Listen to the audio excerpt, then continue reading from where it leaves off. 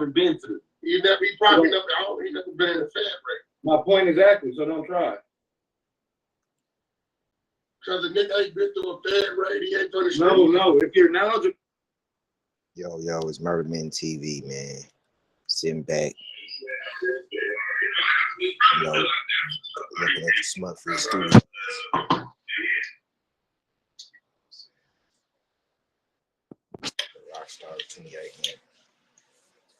Rockstar 2800 got that smut-free studios. You know what I'm saying? He got the new studio. My boy Cali, West Boulevard, smut-free TV, Rockstar 2800. Yeah, man. But yeah, I was just looking at this video. So when we was talking about a fed rate, Wack, Loose Cannon, Cash Rule Global. You know what I'm saying? Cash was confronting 600 about taking pictures of the police, how he never take pictures of the police, and him calling King Yellow Rat and all this stuff. You feel me? So it just was kind of going. You feel me? It was going to something else. It was going to somewhere else, man. It wasn't nowhere near good when Sis came on the platform. So you go see it as soon as it start up. 600. He gone. You feel me? He gonna instantly get to going. Like why you bring me up here with dude? He a goofy or something like that. So yeah, let me show you. Okay, Chris. You think it's challenge? It's the word. Oh, y'all got that goofy nigga on there? Yeah. Hold on. See that we see. Who you talking about? You? First of all, we trying to figure out what the problem is because I didn't know it was a problem. And it ain't no problem. I don't got no problem with blood. I don't got no problem with blood. Now I do know this. They probably just don't be reacting to reaction. Something happened. Yeah, definitely. I got some questions. What happened? I got some questions. That's all. Okay, so I ain't got no problem with blood. Not at all. Now, when he say blood, 600, he from the bank. So, man, look. That nigga that talk about niggas the police need answers, bro. You ain't never. Hold on. You ain't seen none of that, bro. Wait. I said I ain't. Hold on, wait. Cash. You can go there if you want to go there. Hold on, bro. Did you call him the police or did you please come on? I asked. I'm inquiring. Why would you ask this? Only because I saw a few pictures of him with the police. Also, he was comfortable enough to be able to walk into the police office. I do my own drugs before I get high with y'all. I catch a private jet before I fly with y'all. 2 bus watch on, I still ain't got time for you. Whole case of red, but I still ain't got a line for you. All this fucking money that I got ain't got a dime for you. Still, make sure it's double closed. I can't let the sauce spill. Rape skin, rope past Puritan and caught chills. You would think that Cuddy down the way with food, it's all pills. You can't fuck with me, it's 30. Have you seen y'all grill? Jigga got me feeling like I'm rolling down the tall hill. I don't think I'm sleeping tonight, to be exact. Matter of fact, I think I'm creeping tonight. Ride around 2 chops like I'm eating some rice. He ain't waiting for the moon, cause the beast in the light. Just know when I cook food, I put my feet in it twice. 23 to several mil, don't think I need the advice. But bro, Benny spelled, but he reading me right. Bring me Zoddy, bring me drink, I need a pee in a pint. You can call me Drankenstein, I keep a 3 in my Sprite. No, for real, I take my pop and then I bring it to life. This is a fucking good fight, why you bringing the knife? You ain't seen it in your life. Rapping about designer, but I see it from Snipes. Oh, y'all got that goofy nigga on there? You ain't talking about you? First of all, you talking about you? We trying to figure out what the problem is because I didn't know it was a problem. And it ain't no problem. I don't got no problem with blood. I don't got no problem with blood. Now I do know this. They probably just don't be reacting to reaction. Something happened. Yeah, definitely. I got some I don't know questions. what happened. I got some questions. That's all. Okay, so I ain't got no problem with blood. Not at all. now when he say blood, 600, he from the bank. Man, listen, man. That nigga on there talking about niggas the police and some need answers, bro. You ain't never. Hold on. You ain't seen none of that, bro. Wait. It's a nightmare on your street. I said I ain't. Hold on, wait. It's a nightmare on your street. It's a nightmare on your street. It's a nightmare on your street. Inquiring minds would Why like would to you know. ask if 600 is a police? It's a nightmare Only on your because I street. saw a few pictures with him with the police. Also, he was comfortable enough to be able to walk into the police office, and even if he was trolling, I wouldn't do no shit like that. So I just want to know. You ain't Okay, up wait, wait up, Catch. What's up? Like paperwork, like parole. And me right at this moment, nah, I'm good. When you met me, yeah, I'm good now. So, well, I'm not gonna lie. I've taken pictures with the police. Okay. They asked me to take a picture. I was Luke. Remember, I think I might have been on the phone with you, Luke. Yeah. Right? And I definitely took that picture because niggas came in the gas station. I'm at the counter. I'm like, oh shit. They like wack100. I say, yeah, how you doing? They like, cool. They said, man, we a fan. Can I get a picture? And I'm thinking to myself, why would he get up? I'm trying to get your call. I think I was on the phone with Luke.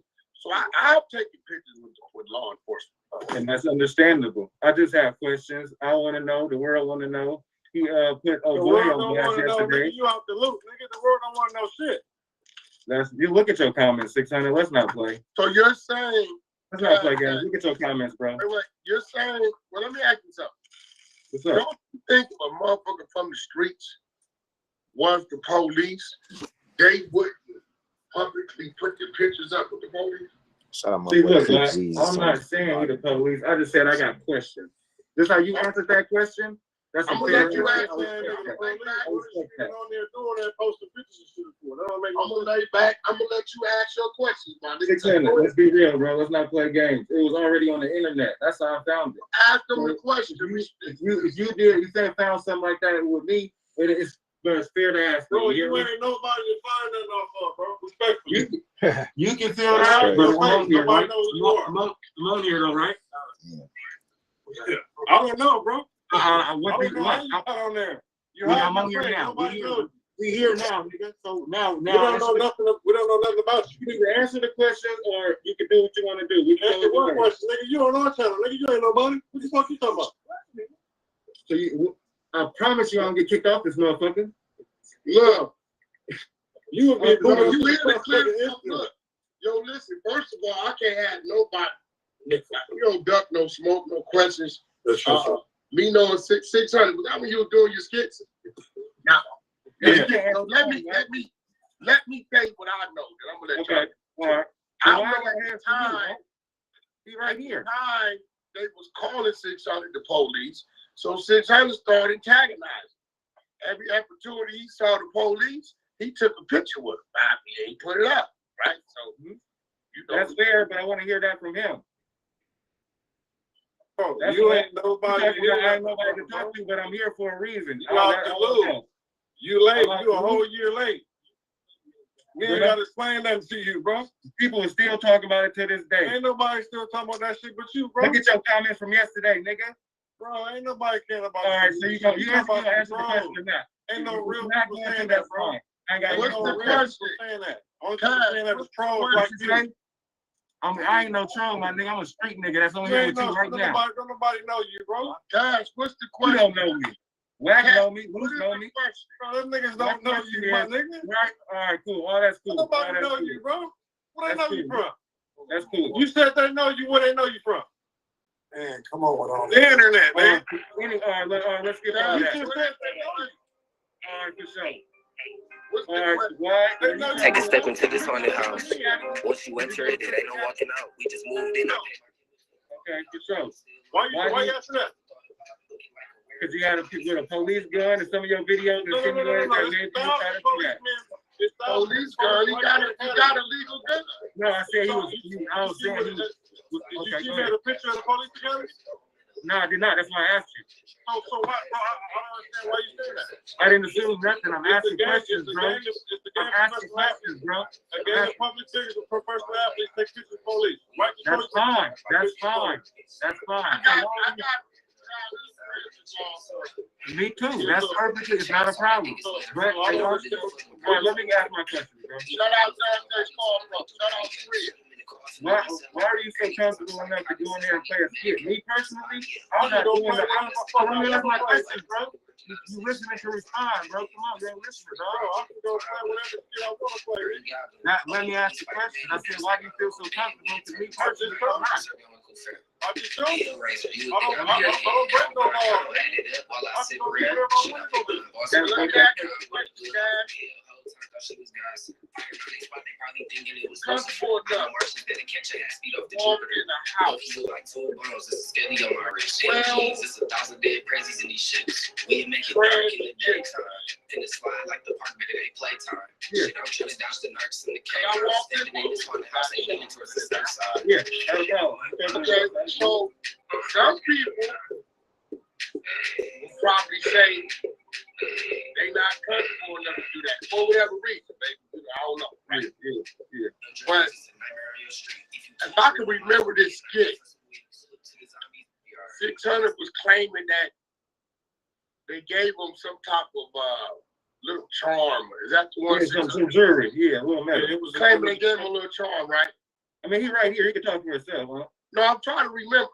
Okay. My question was, Cat, did he interact with police at the police station that day? I'm trying to over nothing. Or did he? They got his phone number. They called his phone, and he didn't show the video of him getting anything. I don't think he was interacting. Yeah. Did you see any police in the They video? called his No, phone. I did not. No. Hey, Luke Kenny, when he just said they called his phone, I just thought about the cigar shop. Mm-hmm. So I just want to clear it up. That's fine, bro. I'm just asking questions. You getting offense to it? That's these questions. I'm not taking to offense, bro. It's a privilege for you to be on the platform with us, bro. Nah. You I don't give a fuck about being out here with you. Okay, you can get off there. You don't care about it. I'm still gonna be on here. I promise you that. You just said you don't care about it. Because I don't want to know. Yo, all right. Anyway, how why did long you still speaking up? was that skit? About a year.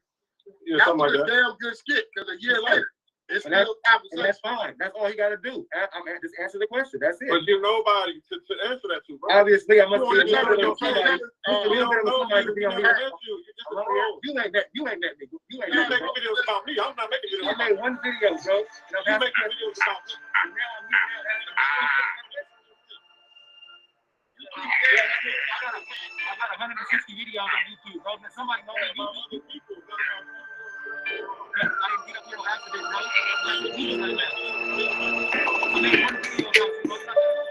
All that playing with his life might as well meet me at the graveyard. It look like a semi, but it's driving like a race car. Push the button, leave him underneath just like a space bar. Pop up in your dreams, it's a nightmare on your street. If you touch one of mine, it's gonna be a nightmare for some weeks. Slip to the zombie zone, it's a nightmare on the east. Sitting courtside at Little Caesars, ice right next to me. Fuck my ass, I'm on the finer things. I got the torch. If you ever seen a fire freeze, slide through you here. That's some tire scream. Hoe changed her life, I guess that makes her a retired freak. Even when I sleep in, I be tired of y'all. I ride by myself before I slide with y'all. I do my own drugs before I get high with y'all. I catch a private jet before I fly with y'all. 2 bus watch on, I still ain't got time for y'all. Whole case of red, but I still ain't got a line for y'all. All this fucking money that I got ain't got a dime for y'all. Still, make sure it's double closed. I can't let the sauce spill. Rip skin, rope past Puritan and caught chills. You would think they cutting down the way with food, it's all pills. You can't fuck with me in 30, have you seen y'all grill? Jigga got me feeling like I'm rolling down the tall hill.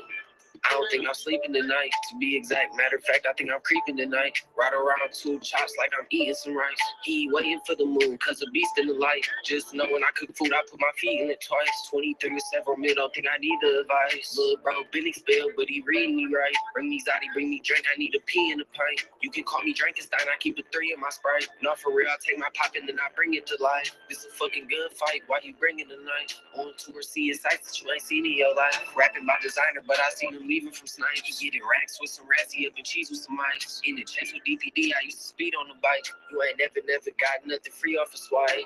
It's getting scary at the spot, we slapping jack-o'-lantern. Trying to move it by the boba smoking, that's a trapping hazard.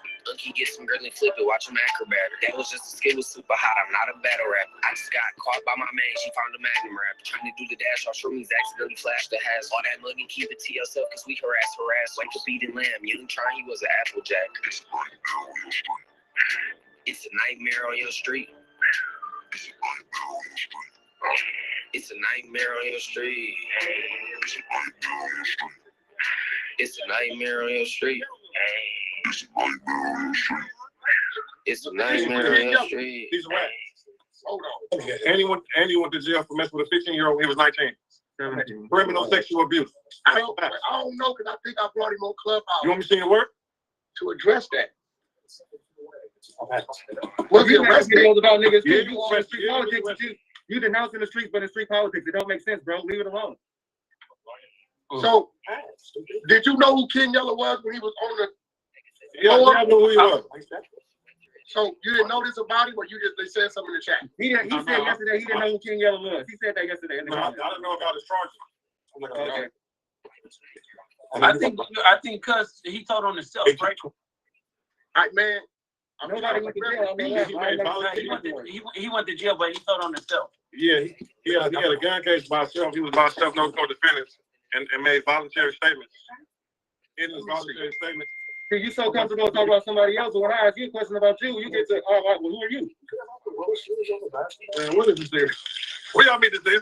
What is this nigga? I told you to call my phone. You could call my phone. This nigga must be reposting y'all until y'all got him on here. Yeah, that's what I'm saying. That's how y'all made it. No, 6. All the nigga was just asking was a question. I think the one nigga that you seen that post with, he cut up the video that make it seem like it was like that. Hey, bro, listen, bro. I'm not listening, man. I'm not about letting no niggas play with you niggas' name, man. That's good. No, nobody playing because me and Wack talked to him about that.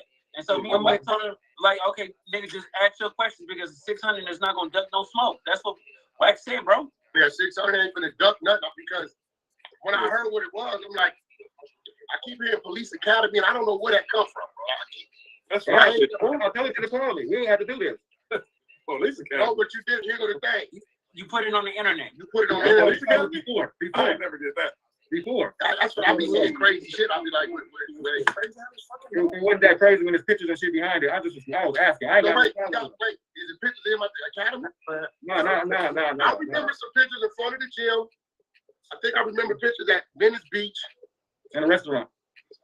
I don't know what other was 600. Yeah, that was it. It was one. Inside the restaurant. That's in Detroit. I had a fight out there in Detroit, and I saw some black officers out there. So you know me, man. Let's get a picture, y'all, man. It was cool. So I took the picture. And ain't nothing wrong with that. That's all he had to say. I'm not on the fucking campaign. I never deleted it, bro. So 600. They asked you to take the pictures. You asked it. I asked them to take a picture. You So know, the question is, they want to know is, why did you ask the police to take a picture? I'm a professional boxer. I was in Detroit, had a fight in Detroit. So what does a professional boxer got to do with taking I'm a professional athlete. No, they asked you to take the picture, right? Sid? No, I asked them. No, he said he asked them. Why? I'm a street nigga. I wouldn't do that. Okay, you're right. You're a So street why nigga, did you do it? bro. Why did you do it? That's fine. You're you. I do what I want to do, bro. Okay. I would. Well, I got asked to take a picture. No, did you ask them though? Did you ask them? Oh, I was in a compromising situation. No, they asked you. I asked you. No, would have been why? No, dude, this is different. Right? They asked you. Are you gonna ask the officer? Luce? Oh, you. I ain't taking no picture of the officer even Okay, asked me. so that's our 3 opinion. Yours is yours.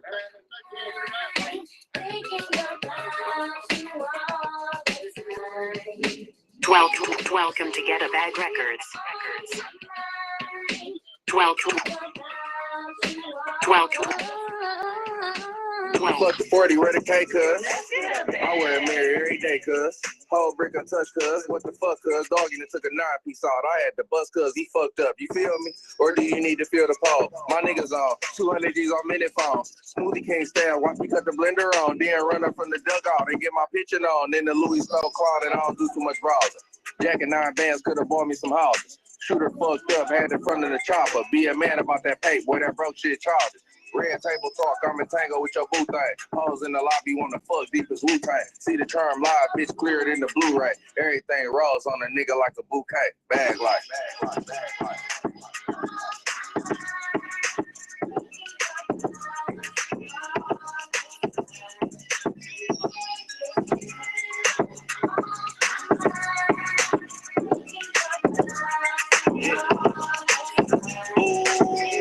Champagne Hang toast and really have emotion. It didn't take a lot to get your bitch to crack it open. Still loose up out the press, I had to acetone it. I'm tired of telling y'all I'm richer than your rapper homies. I came up to buy them 36s. I was young as hell, I had to hide all the dirty dishes. Where Okie at, I got some top side. I heard he kicked it. Now my auntie mad cause I'm outside. I'm serving this shit. Fuck used to have money, bitch, I'm getting it now. When a nigga got low, I had to figure it out. Bet them niggas out of Michigan, wow. Ran off on some real niggas, now they fail missing a child. Now listen, I'm talking turkey bags filled to the brim. I heard he got a bag, he can still be a simp. My niggas hit targets, never will be attempts. My east side bitch a nurse told her steal me some scripts.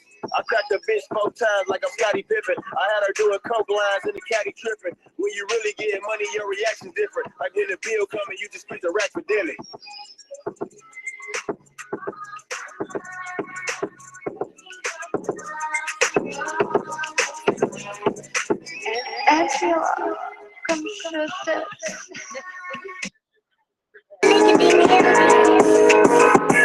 Stop playing with me, nigga. I do this shit effortlessly. When I'm in LA, I'm chewing on some Barcelona. I need 100 from the plug, I'm about to pull up on her. She a freak, when I grab that ass, she get the moaning. She got a nigga, but for me, she left him somewhere alone. Stabbing in the bed, bitch so fast, I can't even talk. Niggas always rapping about some shit they ain't never bought. Can't blame cuz for being green, he was never taught. I love plastic guns, but I still let that metal off. Run wild, niggas love Brody, cut his feather off. Still fuck with hard, but shit, I'd rather sell it soft.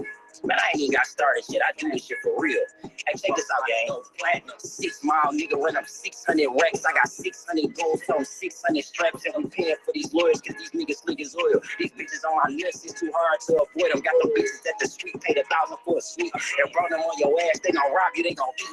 And nigga, if it's beef, we gon' creep, keep it down. My jury talking too crazy, yeah, it's talking loud. Bling, bling, bling, yeah, bad bitch, I walk her down. Choppers on deck, nigga, walk you down, spark you down. Nigga, I'm a legend, yeah, been one. Hit your stupid ass with an M1, like come here, come get some. Beans out of town, nigga. And we gon' run it up, 500 plus, nigga. And we gon' double up. Fuck with us, you can't, nigga. And we getting bank, nigga. Rolling through this bitch militant like we got tanks with us. Got a bad, pretty bitch who own the boutique. I hit that pussy good until she fall asleep. And her friend want me too. I say y'all gotta share. Treyway goes on the flight, we put them in the ear all day. You better show some love if you stop and stare though. Cause Brody hit your ass up and put you in the air. Short Glock 40, 16 in the Louis belt. Bitch sucking so good, pay for her hair and nails. That Fetty did it again, man, that shit never failed. I was around with 20,000 bees, naughty with no L's. Keep on talking, you a stepper, I'll break your leg. You was trying to catch the bill, I was busy catching bills. Yeah, where them hoes at? Where them big booty butt naked hoes at? You see my chain and my watch, bitch, I froze that. Hit the club with a dub on a toe. Nigga, never got a bro. That boy probably having our hair lately. Just like her nigga, no not to play with it. Nigga, throw something, say something, break something. We run up on the road, something. That boy probably having our hair lately about this hoe trying to stay with me. Just like her nigga, no not to play with it. Go to the website and it's gonna tell you everything you need.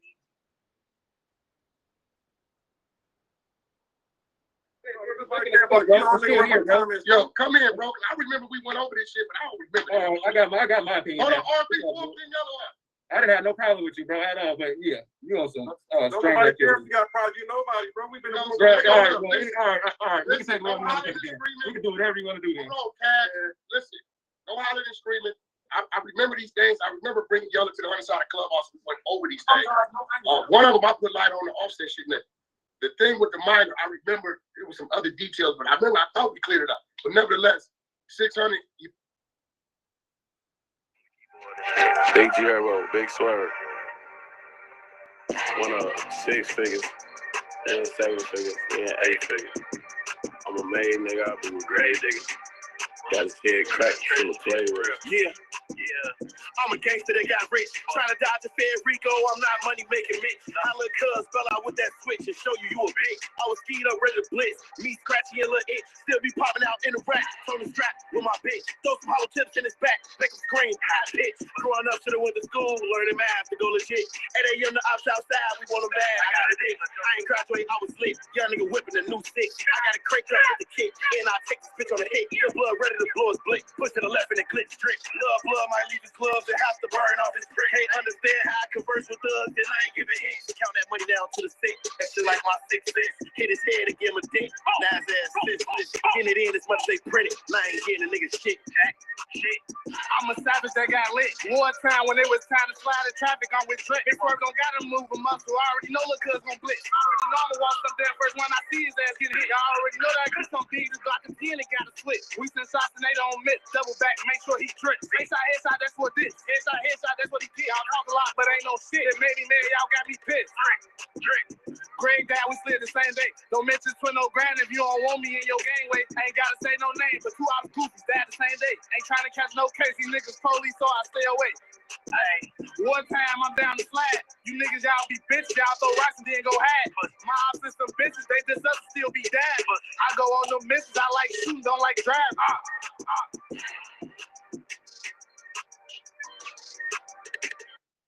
Well, Trump cuts it. Don't hear what another Man, guy 600, your ass a dick sucker. You a fucking goof. Well, have a conversation. You a fucking dick. Hey, you the goof. You want to take this out. Hey, you want to pop so bad. You can say what you want. Listen, you the one got criminal charges messing with 15-year-olds. Hey, show me why I'm convicted, you goofy ass nigga. It don't matter. What you think, You got arrested for it. Hey, let me tell you something. If I'm 19, I don't give a fuck what you talking about. 19, 16, 17, 18, that's all in the same school shit. No, Okay, listen. That's you 17? You 17? And listen, I was 19, she was 16, going no 17. I don't give a fuck what you talking about. That On your last video, you said she was 15. Is they not doing it? Is they not? On your last video, you said she was. Let's get this shit.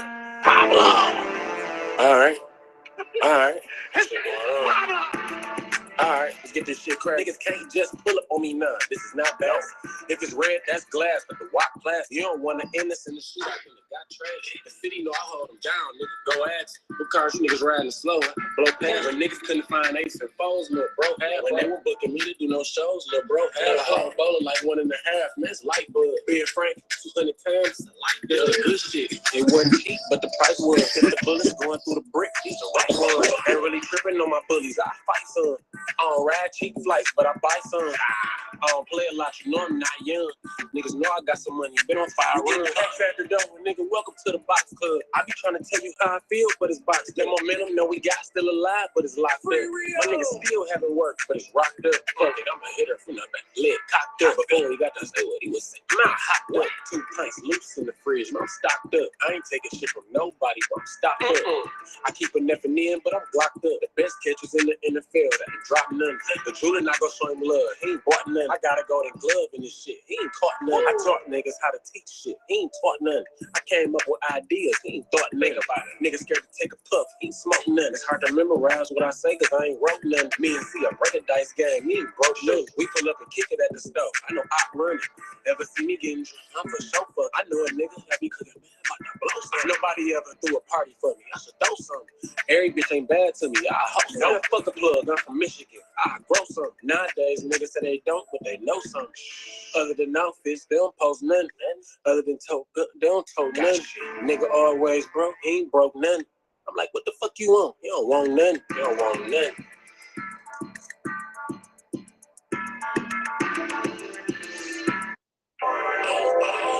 Nigga ain't friendly. Bring up a chick like I ride with bells like jacket. Yeah, they go jet like you wanna be fresh, like you wanna be fresh, free back.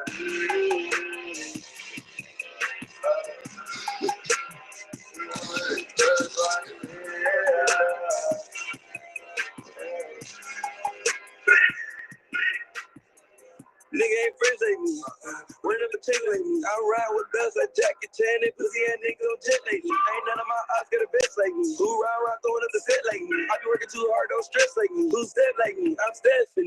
Cooking up down my grandma kids, she like that. What's that recipe? Hell no, nigga, I ain't gotta call my shooter cause I got a little bro right next to me. Got a little bro right here waiting for that. Got 10 on me, 9 niggas all lit up. Got a bad bitch with me, she shaking her ass. We turning it up when the song get done. Then dropped out of school, I don't need no lunch. He was dead when it came, he don't need no strength. I do what I want, I move how I want. They talk real good, but I don't see no punch. She talk real good, but they tell my name. This Black 26 just came with a bunch. Ain't talking about money, I'm changing the subject. Ain't worried about shit, 10 chains above me.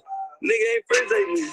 Wearing up a check like me. I ride with bells like Jackie Chan. That pussy ass nigga go jet like me. Ain't none of my ops got a vest like me. Who ride around throwing up the set like me? I be working too hard, don't stress like me. Who step like me? I'm Stephanie.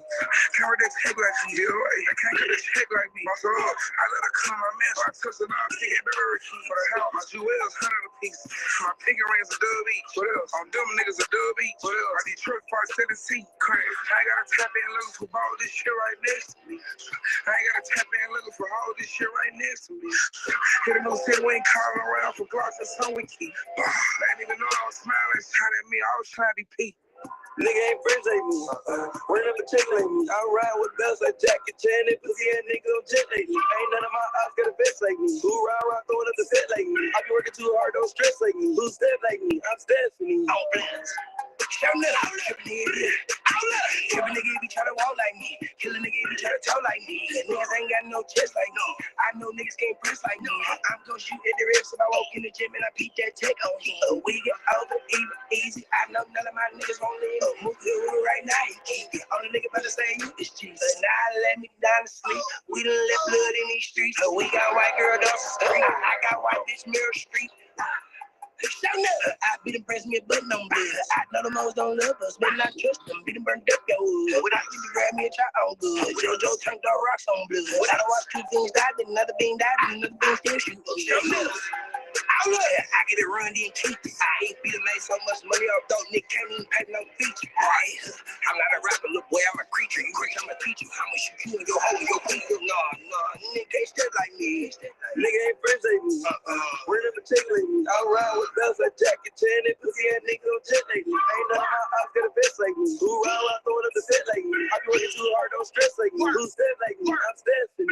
Cooking up on my grandma kid, she like that. What's that recipe? Hell no, nigga, I ain't gotta call my shooter cause I got a little bro right next to me. Got a little bro right here ready for it. Got 10 of me now, niggas on live too. Got a bad bitch with me, she shaking her ass. We turning it up when the song get done. Nino let you. I'm a Republican. So would you believe you? I never said she was 15 shit. Okay, the one we put I never video. said she was 15 shit. Somebody can pull that 10 on Jake video on this. Hey, listen, man. I don't give a fuck what you talking about.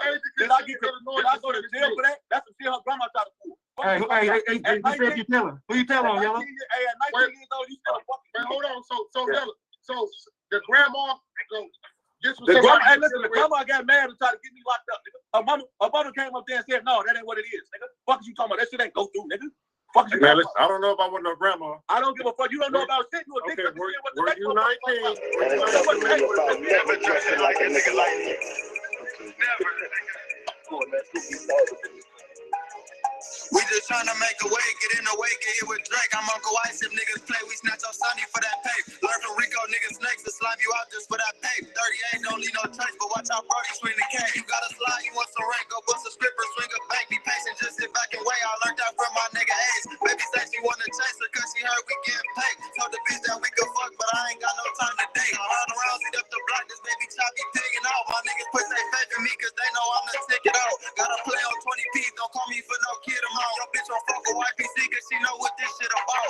$800 bill with Jordan Craig, bill 150 on the T, ain't pay her nothing for the head. When they mention YPC, they can't say nothing about the feds. Only thing I know is chicken, I can't keep up with the trend. She said she wanna fuck, oh I agree, but we're your friend. Bitch keep saying 30,000, all I showed her was a 10. From Cali to AZ, niggas can't keep up with the brand. What you need, oh I'm the man, ain't never need a helping hand. And when I'm in Las Vegas, kiss me somewhere on the north. How these niggas trap, but all these niggas grew up playing sports. I'm in a different bag, I guess I'm closer to the source. A Leo ass in the past, and niggas just left the port. Put us smashing in the cat, we bring that pack straight to your door. Try to run off like it's track and get your ass into the morgue. I done took some real money, but I'm trying to touch some more. I get a certain feel from it that I can't get from a whore. I'm in traffic with mere money, we just running through the bag. Bro, got shit that's really smoking, so don't hit me for no gas. Got that shit you take it in, now you can't get off your ass. Bobby called for 30 blues, I told him meet me at the slabs. I just run by myself, cause I don't plan on tip.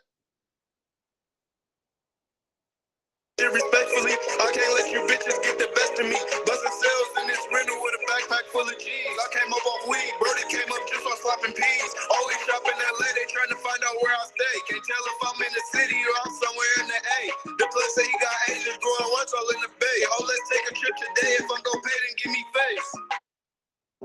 Rogers took $1 million from the drug industry and voted against it. You can't stop shit. Were you 19 messing with a 15-year-old? No, she was 16, clown. Okay. Hey, That's listen. 1 year. Hey, I'm legal age. Hey, I don't, hey, listen, What's I the don't, age? he didn't get convicted of it.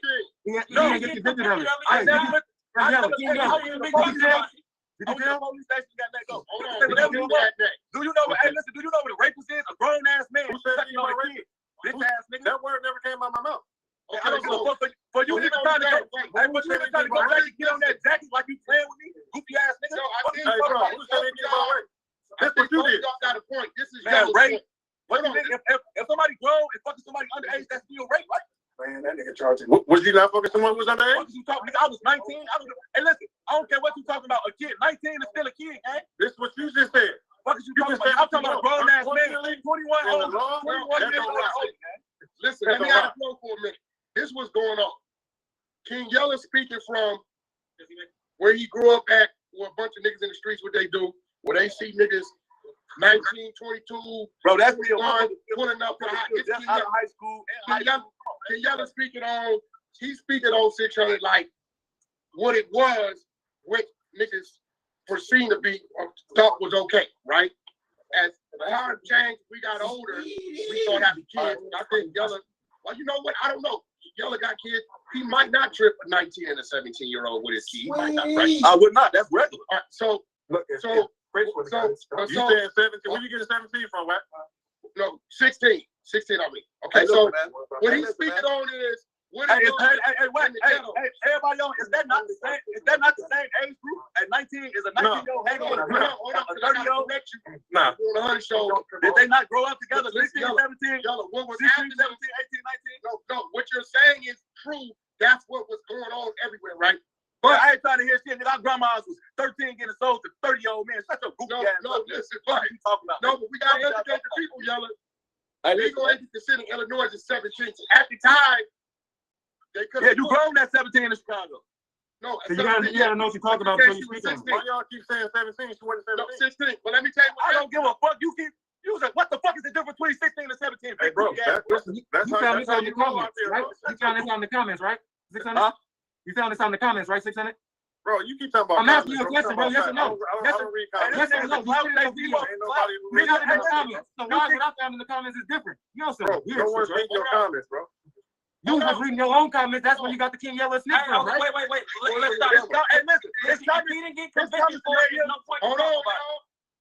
Listen. Right. If he didn't get convicted for it, why are we talking about it? Luke, Rock, the 100 side just sent me this. We're gonna play it. So a nigga 19 and a bitch 15, a nigga over. So I just told you. That's because y'all said it don't matter. That's because they said it's still all the same shit. You said 15. I don't give a fuck. Hey, I don't give a fuck what I said. Am I a registered sex offender? I don't give a fuck what it said. But let me tell you what happened. I don't give a fuck. They all still the same age. You said the mother came down there, right? Yeah. It's like the mother damn near gave consent. That's what happened. But whatever she did, I ain't go to jail. You never got charged. I never been convicted. My name's Simon Lewis. Nigga, I ain't no sex offender, nigga. What you talking about, nigga? And then you want to go play with this 1090J shit, nigga. Everything that you trying to say, everything that said, the police said it first, nigga. I never said nothing, nigga. What you talking about? If you agree to what the police say, that's just. I don't give a fuck how you feel. All y'all fed, hey, y'all fed you agree in courtrooms. When you agree with what the police say, you stand with the police say. It don't matter. It don't matter. I don't You can't do that. I can do what the fuck I want to do. And that's fine. And that's fine. Hey, that's what we're trying to tell you. You niggas snitch on the fucking internet every day. Nigga, what you talking about? The only problem we just want the facts. The only problem I got 600 is I don't think you got enough street shit to speak on it. That nigga not even front of street. Yo, ass a big ass, you fake ass, motherfucking Tupac. Fake ass, fake Chris Night looking goofy ass nigga. You was a goofy. Hey, I want to see, and I want to see what that boxing shit about, you big bitch. Since you being baby, I'm gonna catch your big ass out the window. I ain't never seen you fight either. I'm gonna knock your big ass out. Hold on, wait. I'll be there real soon. You go to Mac with 600? I ain't doing shit in no boxing ring. I'm beating his ass on the street, nigga. Oh, for sure. This ain't no boxing glove shit. You better live up to that, boy. I better live up. You better live up for playing with my name, nigga. You better live up to that. I hope your ass don't disappear. You better live up to that. Better hope your ass don't go up to that sky, goofy. So what? Yeah, you heard what I said, nigga. Better hope you don't go up to that sky. You said to the sky. The sky up there. Hey, you a big You a big soft suburb ass nigga. Hey, listen, bro. That means I did a real grip. That means I did a hell of a job. Yeah, you ain't did shit, nigga. Hey, you have white. Your mama white or something. Hey, you a white kid. You grow up in the This nigga lighter than me. You went to a private school. Fuck out of here. Yo, I got a question for you. This nigga ain't from no fucking churches. Nigga, you ain't no street nigga. Your ass from the birds. I agree. That nigga. Just don't speak on street business. And I don't even anybody could be from a game. His ass get put on in a pen. That nigga ain't no real game member. Man, listen. You want a nigga get put on? Hey, you want a nigga get put on in prison? On my mama. You said them niggas game bangers. So thank you. They is. They are. I'm gonna tell you again right now. They is, bitch. You is. I am. And everybody else is. So what the fuck? Don't get telling me. I play for the Dallas Cowboys. What you talking about? Hey, you doing bad. I ain't gonna lie. Hey, y'all can say anything y'all want to say. The world know who the fuck we is and what we is. Hey, so y'all gonna hey, listen, I'm GD. Fuck is you talking about? I'm a gangster disciple, nigga. Fuck it ain't illegal to be no gang. I ain't from LA, nigga. I don't have no LA politics, nigga. Fuck you talking about? You gonna take the fuck you talking about? You better hope on pop. You better hope on pop this bitch ass. I'm GD till I die, nigga. I ain't killing people, but I'm growth and development for sure. What you talking about? I go to the pit. If I go to the pit right now, I'm on game time, nigga. Yeah, nigga. I ain't no motherfucking Muslim, nigga. Hey, so 600, is he turned down the same? Man, I don't know what he doing, bro. You know what I'm saying? Hey, 600, you got a choice. And hey, 600, you got a choice. And if you with me, I'm popping you. So have it go. Hey, listen, man. You know, it is what it is. So yeah, let me ask you a question. So you saying that the police ask you something, they like a CPD, and you can collaborate and say, yeah? Man, listen. Hey, what? I said what the fuck I said. It ain't no. I said what I said, nigga. It is what it is. I'm asking you, bro. They asked you that. Man, listen, man. I'm all the way. Hey, listen. I'm all the way in Las Vegas. There's not no motherfucking. There wasn't no feds that pulled me over. I never been no interrogation room, nigga. That shit was on the middle of the street, nigga. Fuck is you talking about? So you don't think collaborating? Hey, listen. Hey, listen. Listen. Let me tell you something. The man say, listen. They stopped. Hey, hold on, Wack. Listen. Hold on. Listen. You like to talk a lot too. Listen. So, if the police pull me over and question everybody that's going straight to the point, read the fucking paperwork. Yell, if you run into this guy, if you run into Offset, is you going to harm him? No. Offset's a GD. We GDs, we cool. That's me getting them up out of shit. Oh, you want to hear? He's a black. I'm asking them. You said what? Why you answer that question? Nigga, because I did. Nigga, what the fuck is you talking about, nigga? What the fuck is you talking about? Ask the question, nigga. Don't tweak out on me, gang. Who was that? That's the question. That's me. What you say? I said, what you even taking ass mask off this so I can see your mouth moving, nigga. I said, what you even talk to him? Because I ain't answering them questions, though. I ain't doing that. That's you, gang. It is what it is. I don't give a fuck, nigga. I walked the state yard. I walked the fair yard with that same paperwork. Did a nigga roll me? Did I go to the shoot? Did a nigga put me in PC? Oh, GD, nigga, I walked the line. Nigga, fuck is you talking about, nigga? If I go back ever again. So if they ask you, yelling, is Wack from Power Room, what would you say? Come on, man. You ain't. Hey, listen, man. Wack, this ain't about you. This ain't no trick bag. Nigga, I'm asking, nigga. This ain't about you, Wack. Hey, wait. Let me say something. Hey, I can't. Hey, King Yellow. I like this timing. See, the thing is, like, he's answering and he's giving niggas smoke. Y'all niggas be sitting there ducking and acting like that. He's standing on it. He said what he said. So either y'all niggas say something about it or y'all don't. If calling him a rat, niggas say he's a rat, and what y'all gonna do about it? If he tell me he said it. Niggas hang with rats right now. They keep saying 600 a rat. Everybody saying like a rat. They say I'm a rat. Okay. Bro, you goofy if you think nobody's saying you're a rat, 600. You acting hella weird. You had on my kid. Hey, 600, I don't even know you. They keep sending me. They say, how the fuck is a rat calling you a rat? So you're acting goofy if you ain't keeping it real. You're keeping it real, 600. I don't respect that. Hey, G, hey, listen. All I gotta say at the end of the day, any nigga that called me a rat on the internet, nigga, ain't no nigga ran it to me by themselves, nigga. I'm outside, go by myself. Nigga play with me. We can't hear you. You got it down low. We can't hear you. I don't take away from you being a It's rat. It's probably to his car. I don't take away from you being a rat. I ain't gonna lie. You told. You could be a hard ass telling nigga. Like I'm ducking something. Like I'm running for something. Nigga, so yeah, let me ask you a question. Them ain't my friends, nigga. Ain't that nigga name I said my homies, nigga. Go holler at them OTF niggas that they homies wearing wise, nigga. They're the real rats, goofy ass nigga, woody ass niggas, nigga. I ain't never been no courtroom. Your whole stance is if the police ask you a question that they know the answer to, it ain't nothing wrong with answering. You said what? If they ask you a question that they already got the answer to, There's nothing wrong with answering. Hey, listen. At the end of the day, I went to prison. Nobody else. I don't give a fuck. Nigga, what, did they ask me, hey, Yella, did Dirt shoot somebody? Do you know about these murders? Get y'all, come on, nigga, what the fuck? They asked me about a fucking gang. Get y'all goof ass out of here. Oh, is he a GD? I'm GD. We not into it. That's me getting myself up what they trying to do to me. Is y'all dumb stupid? But this what you gotta understand. This what you gotta understand, Yella. Hey, listen, I don't have to say shit except what the fuck I said. Nigga. When you see me, listen, oh, GD, when you see me, we got that understood already. We got that understood already. All right, so ain't no purpose to keep talking about this. Y'all keep talking about it. Nigga. Shit, we got that understood already. You said what you gonna do. Whatever you call me a rat, guess what? I'm a rat that'll make your ass disappear in that sky too. Okay, well, you said what you talking about. You said what you said already. They got a new era out here called Killer Rat. Ain't no, that's the old era. That started in y'all time, nigga. Fuck Hey, half these kids that started in y'all time. That started in y'all time. Wack, we ain't gonna get over here and act like y'all niggas started that. Then Alpo told every motherfucker after he took him. Nigga, that started in y'all time. Nigga, that's your time. Nigga, hey. Oh, nigga, that nigga older than me. Y'all be alright. Y'all be alright. That ain't our time. That's still your era. I was born in 90, nigga. That's your era. I'm a 77, baby. You right. I see King Yella. You done been through it, so you can speak on it whatever way you go. But see, if you ain't spoke on it and ain't been through it, you can't speak on that shit. I ain't gonna lie. Man, these niggas be in this motherfucker 600 probably never been in trouble in his life. That's a good kid, man. Man, thank you. That's your friend. Hey, you know this nigga's a nice guy, man. Hey, I'm right. Thank you. Stay out the way. Let me ask you a question. I seen something when you said Blueface case could have went away, right? So, you know, I beat like 5-6 cases, right? No, Wack, you try to get on this motherfucker and play with me like I'm. Okay, no, I'm asking what you mean. What you trying to support me? Hey, Luke, I came genuine from my heart because I know the nigga does it. That the shit happened. The nigga's a nerd like this nigga did nothing. He ain't never did nothing to nobody. The nigga say yellow. Hey, look, the nigga say yellow. Hey, look, the nigga say yellow. Man, tell fool them. I know you know Wack, whatever you know, woo, right? $2, man. Nigga ain't gonna show up. Nigga told me 100. Fuck him. Well, that's why Blueface in jail now. He's not in jail for that case. It don't matter. If he didn't go to jail for that case wouldn't have had him in jail. No, he didn't go to jail for that case at all. What? The attempted murder? He got probation for it. No, I got the attempted murder dropped to discharging the city limits, right? What? And he got probation for it, right? Exactly. What he in jail for now is the fake robbery he caught with the bitch after that case in the house. Well.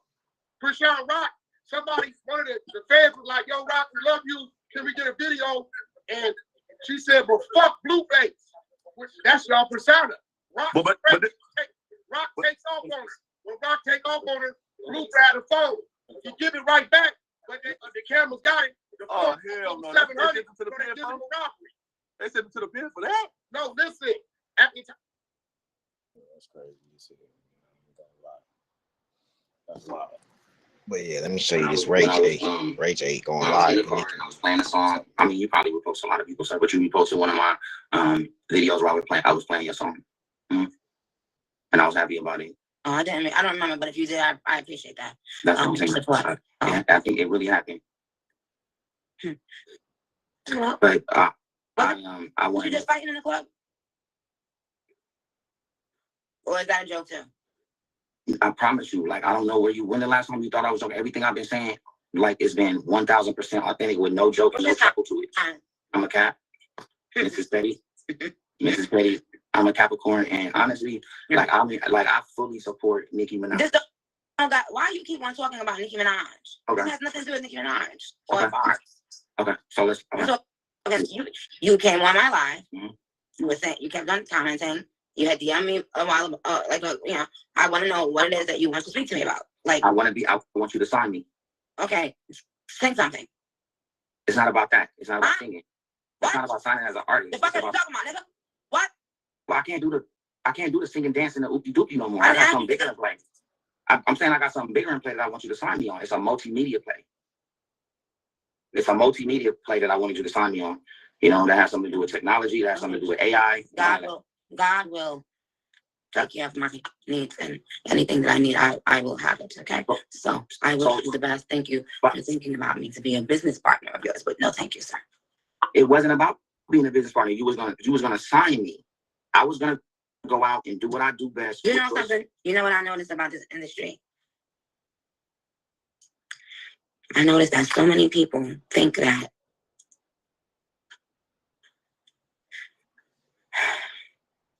Like, don't do that to me. Don't say what you about to say. Just don't, because I don't want to be hurt with what you're gonna say, because I'm really a bard. This will be heartbreaking. Please don't hang up on me. You know what it is? Like, You know what? don't hang up either. Just I just don't. Let me tell you something. I haven't started signing people yet, and we don't have our we haven't signed our deal with a third party. But to me, integrity is very important. Who you are as a human being is important to me. It should be. Okay. And so I just hope that you are happy with yourself. No judgment, because I am not God. I'm not in a position to nobody, but I just I hope that you can look yourself in the mirror and always be happy with your choices that you've made. Everybody needs a little help sometimes through the process, but yes, I'm looking at myself now. If I had on a wig, I would want to date myself. That's how happy I am with myself. But Are you coming out of the closet? No. I was just. When will you? I can't. Huh? I can't. If there's nothing in the closet, I can't come out with it. But shout out to the agency. I do have an agency. The what? The agency. It's a full-on agency that focuses on LGBTQI plus talent. We've been in business for like 2 years. But I do have the agency, but I don't indulge. You know what I'm saying? But shout out to the agency. Let me ask you something, rayJ. What do you think about the undercover community? I think that if you roll in undercover, right, there's no need to, because I think the opportunities are endless if the truth can set you free. So if that's what you like to do, that's why we started the agency, and that's why I'm an advocate for you started that? With Rod and Dumpin' D. And then I also have the Girls Club, which is a full transgender show on my network, Tronics, and it's 13.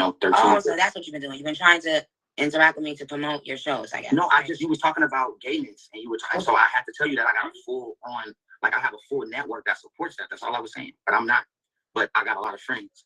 That's all I was saying. I didn't mean to promote nothing. I'm so sorry. I know you do have a lot of friends.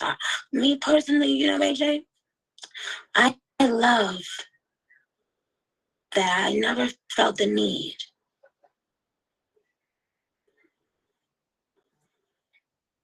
It muted. Huh? It muted. I'm happy I hear the last thing you said. I'm so sorry. I'm happy that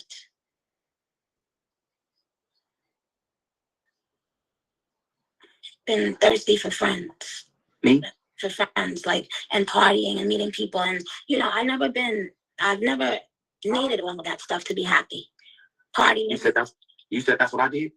No. No, I'm sorry. I said I'm happy that I never needed that stuff. Absolutely. I mean, you're making numbers. For sure. No, you iconic. Huh? And I just want you iconic, and I just want to be Rayconic. I need you to help me. Help me be Rayconic. So now, are you finished promoting everything you wanted to promote? I promise you. I'm used to this. I didn't promote nothing. We were talking about me down on my live. We were talking about. I promise we were talking about coming out of the closet, and I just let you know. I said, "Are you happy?" And that's why I said no. But I have the agency, and I don't need to because I can't. Because if I was, I would. Because I would be happy. Really? I'd be way more. Really? I think so, because it'd just be a different world that I could experience. But unfortunately, it's just not going in that hole. It's just not. But it's not wrong with whoever. Do you enjoy having sex with women? Yes, I do. But I like talking too. Every now and then. Huh? I like talking, to certain some of my friends. You know what I'm saying, here and there. But what do you mean? I do have conversations, and conversations are important. But fucking is probably when you at your best time with somebody, connecting the dots.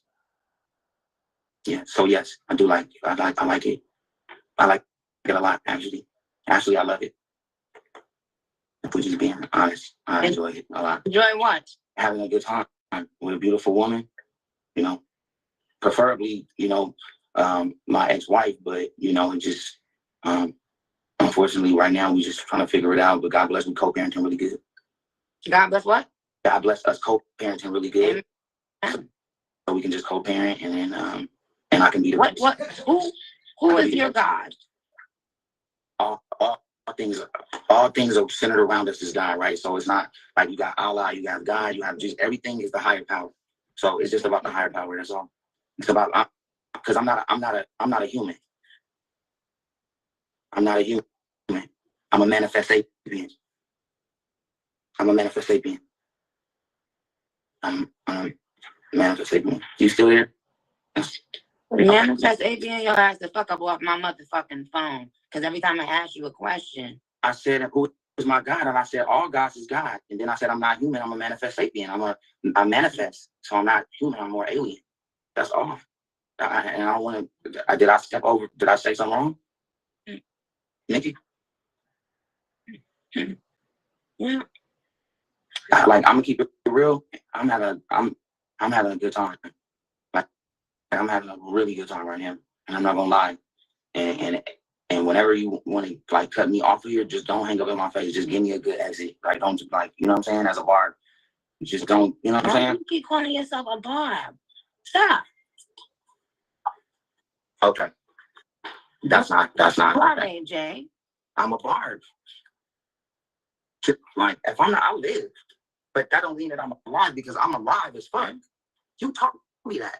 What? To live doesn't mean you're alive. I'm alive. I'm living, but I'm lit. You taught me that. You. And thank you. I didn't mean to stand up like that, but I had to believe in myself. What happened with your career earlier in the beginning when you put out an amazing album with One Wish? It was independent. You wearing it? I can't see it. Like now I really want to see everything. These are my glasses. I'm on 3.0. But I'm not selling these. I got these from CVS. Soulja Boy, we had spoken about Undercover Brothers before. Okay. And shout out to the Undercover Brothers. I feel like the Undercover Brothers should just take the cover off. Thank you. And that's what we want to hear you say. Take the cover off, brothers. Unfortunately, if that's, you want me to take the cover off, I can't. I can't make myself take a cover off. I'm sorry, but I can't. But shout out to the agency. You know? Well, I guess, you know, when you're bisexual, some people don't even look at it as if they're, you know. Yeah, I think when you that, I think that's in there too, though. Pause. I mean, it is in there. It's in there, but you don't have. Well, it was in there. And I bet it was in there. Well, it wasn't in there. I don't know how long it was in there. But no, I don't think it was ever in there. I tried to ask Soulja Boy, but it couldn't come on. Anyway, but it's not about that right now. I just wanted you to make sure. I think what hole people want to be in is totally up to them, right? And I think that if people show up to work on time, if you are dedicated to your dream and the team that you are with, like when you leave work or what you're thinking about in your head, why does it matter what hole you enjoying? It's not right. Well, it's not about what hole. It's not about what hole. It is. It's about the hole. Yeah, I know Soulja Boy was making you a moderator because that's the only option I had. It didn't let me add you as another guest. I mean, when they say I got the whole world in my hand, I got the whole world in my hand. I gotta be careful. It's not about what hole. It's about who the hole is on. So stop acting dense.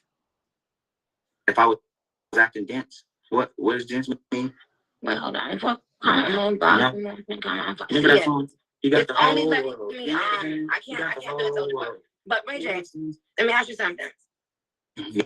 Yes, Mrs. Betty. Was you just fighting people in the club? No, I was being the better person in the club, and I want to always be a better person, and I want to start practicing being an advocate for mentorship programs for entrepreneurs that's making money that's possibly might fall off the deep end. That if they were mentored correctly, and if we can put some seminars together. rayJ, well, I will completely not only click on you before you finish your sentence, but I will block you. Okay. Okay. So what you want to know? Question. It's to be answered. This is a court, sir.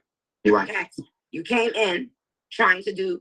You've been trying to get my attention. Now you got it. Okay. You got it. Mm-hmm. Were you just fighting in the club? Yes or no? I don't want. No. We didn't have a fight. We had a big argument right outside the club. And who started it?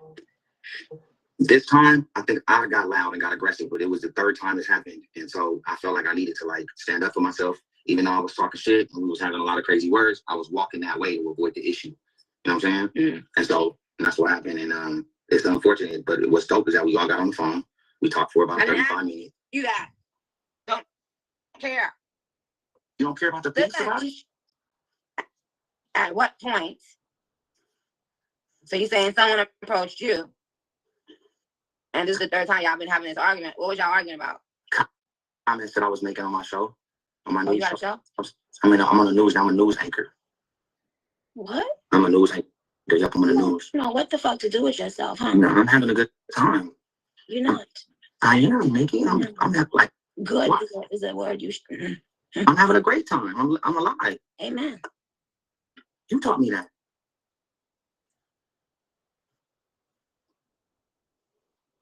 You did.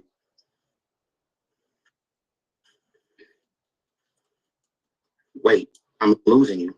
Nikki, I'm losing you. Hello? Hello? Hello? You there, Nikki? Oh, there you go. Okay, I can hear you like the little movement in it. Oh, I lost your sound. I always loved you as an actor. That's crazy. You should have just told me that 20 minutes ago. Okay? Just do not play with me.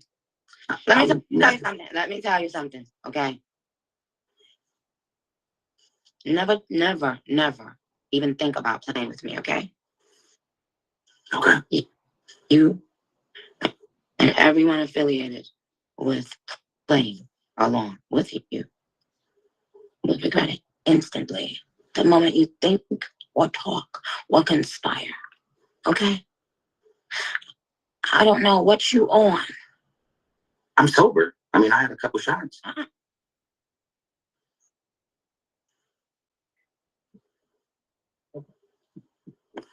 Hold on. I meant to say I don't know what you take, but never take me for idiot. You understand? And never take the God I serve.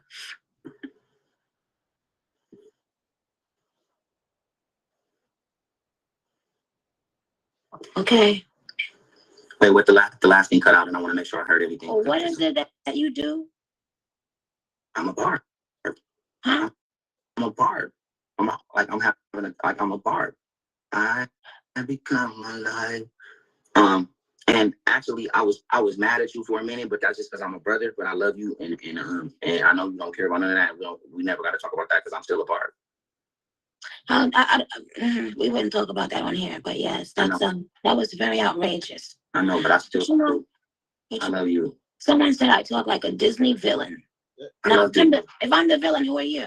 I can't be a superhero because that's impossible. I've never been that. I can't. I can't. There's no way I can do that. So I guess I'm villain junior. Were you raised in church? Yes. I had to go to choir rehearsal. I had to go to Bible study. I had to go Saturdays, Sundays. Like, it was a lot. It was a lot. You didn't enjoy it? I love you, Pops, but no. I hated it. My sister loved it, but I couldn't. It bothered me. But I love some of my homies that's in church. It bothered you? Yeah, because if I didn't go, I couldn't play outside. Like, it's almost like going to school. So you gotta go to school, you gotta go to Bible study. I don't got 2 hours to play with the homie. I grew up in church, and it's nothing like going to school. Well, my sister loved it because she was like the main singer. Didn't ask you that, sir. This is a court. This is a court. Okay. You know, I was on This Past Settles It, so I was a juror before in court. I've been a juror for I've been doing jury duty a lot, so I am an expert. You're changing the subject. No, if you want me to be a juror on whatever show, I'm available. Anyway, listen. Yes. The blood of Jesus. I love the blood of Jesus, the blood of the lamb.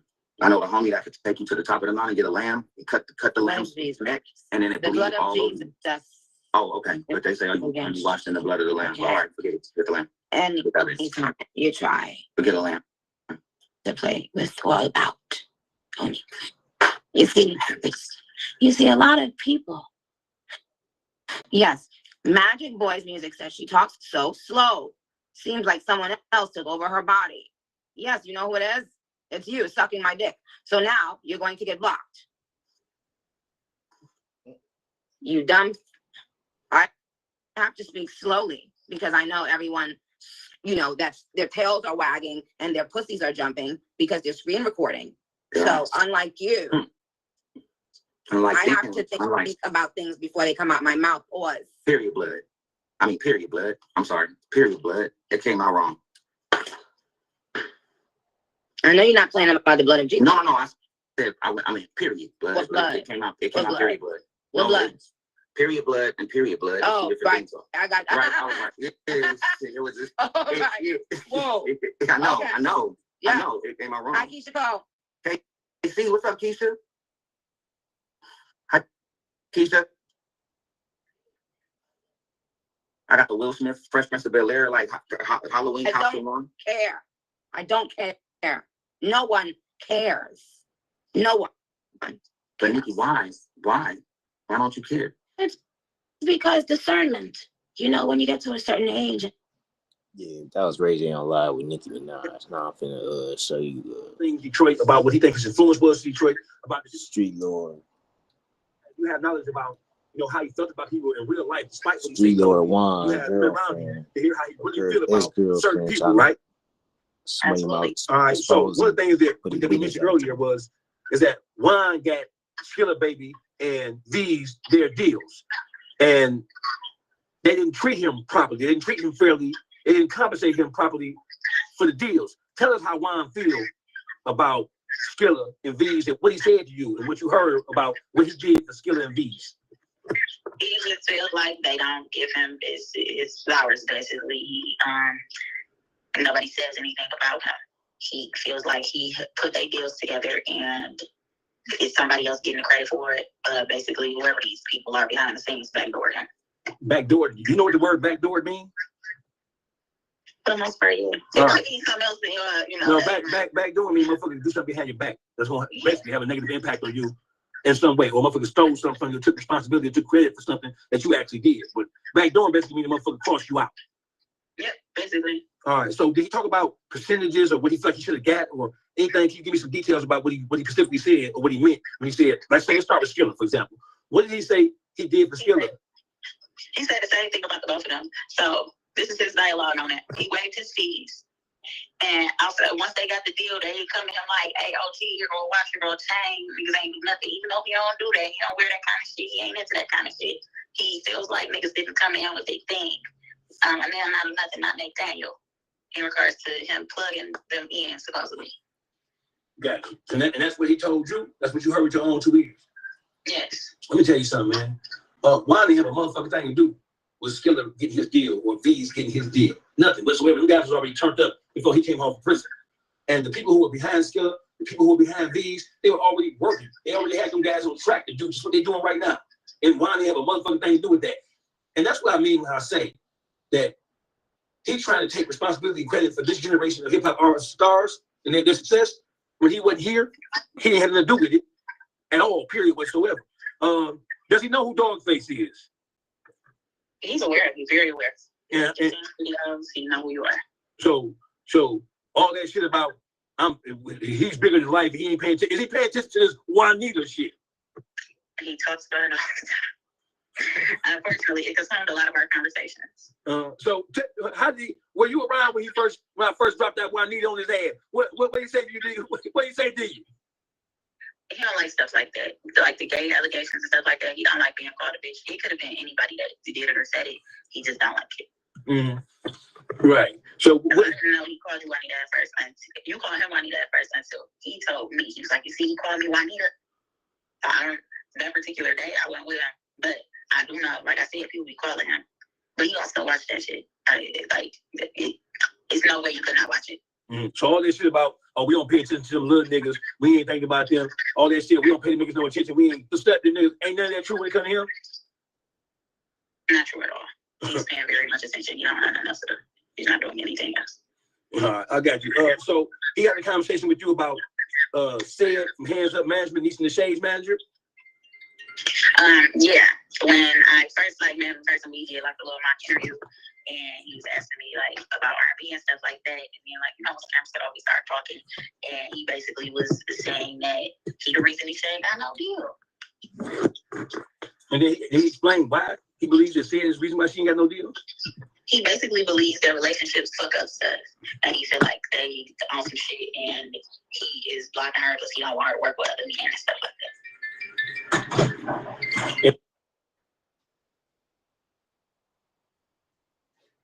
Yeah, that was Streetlordz Juan, girlfriend. with this Street Lord Jesse James and you Dogface TV podcast. Dogface TV podcast. LLC. Go follow me, subscribe, like, share, all this shit. Content. Mic check 1 2 1 2. Mic check 1 2 1 2. My name is Dogface Calderon. This is Dogface TV live on YouTube. Hey, listen, man. I want to start this particular segment off by addressing all of the people who had something to say about what I said about Rollo. I want you people to know, and this is a FYI for the people who don't know me. I want you people to know that I stand by what I said 100%. I want you to know that this is not I'm not GK Academics. I'm not some of the other podcasters. This is not that. I say what I mean what I say. All I have to say about Rollo, and I'm not done with Rollo ass either, by the way, right? I got a bone to pick with this individual, and I'll get to that later. This ain't about that. This is something different. But for you people chiming in and commenting about, and miss me with that. I don't care. I'm from down south. I'm from Alabama. And where I come from, my eye ain't black and my lip ain't busted, so I must ain't saying nothing wrong. That's how I take a look at that. So that's just that on that. So don't get this shit twisted, man. It is what it is, man. This is Dogface TV live on YouTube. And this is where you come when you want substantive conversation. This is where you come when you want the real deal. Now, if you want to be bullshitted, if you want to be gaslight, like, then you go to other motherfuckers. You have at it. You not get the fuck on. Don't bother me none. I don't care, right? But if you want the real deal, Holyfield, this is the place for you.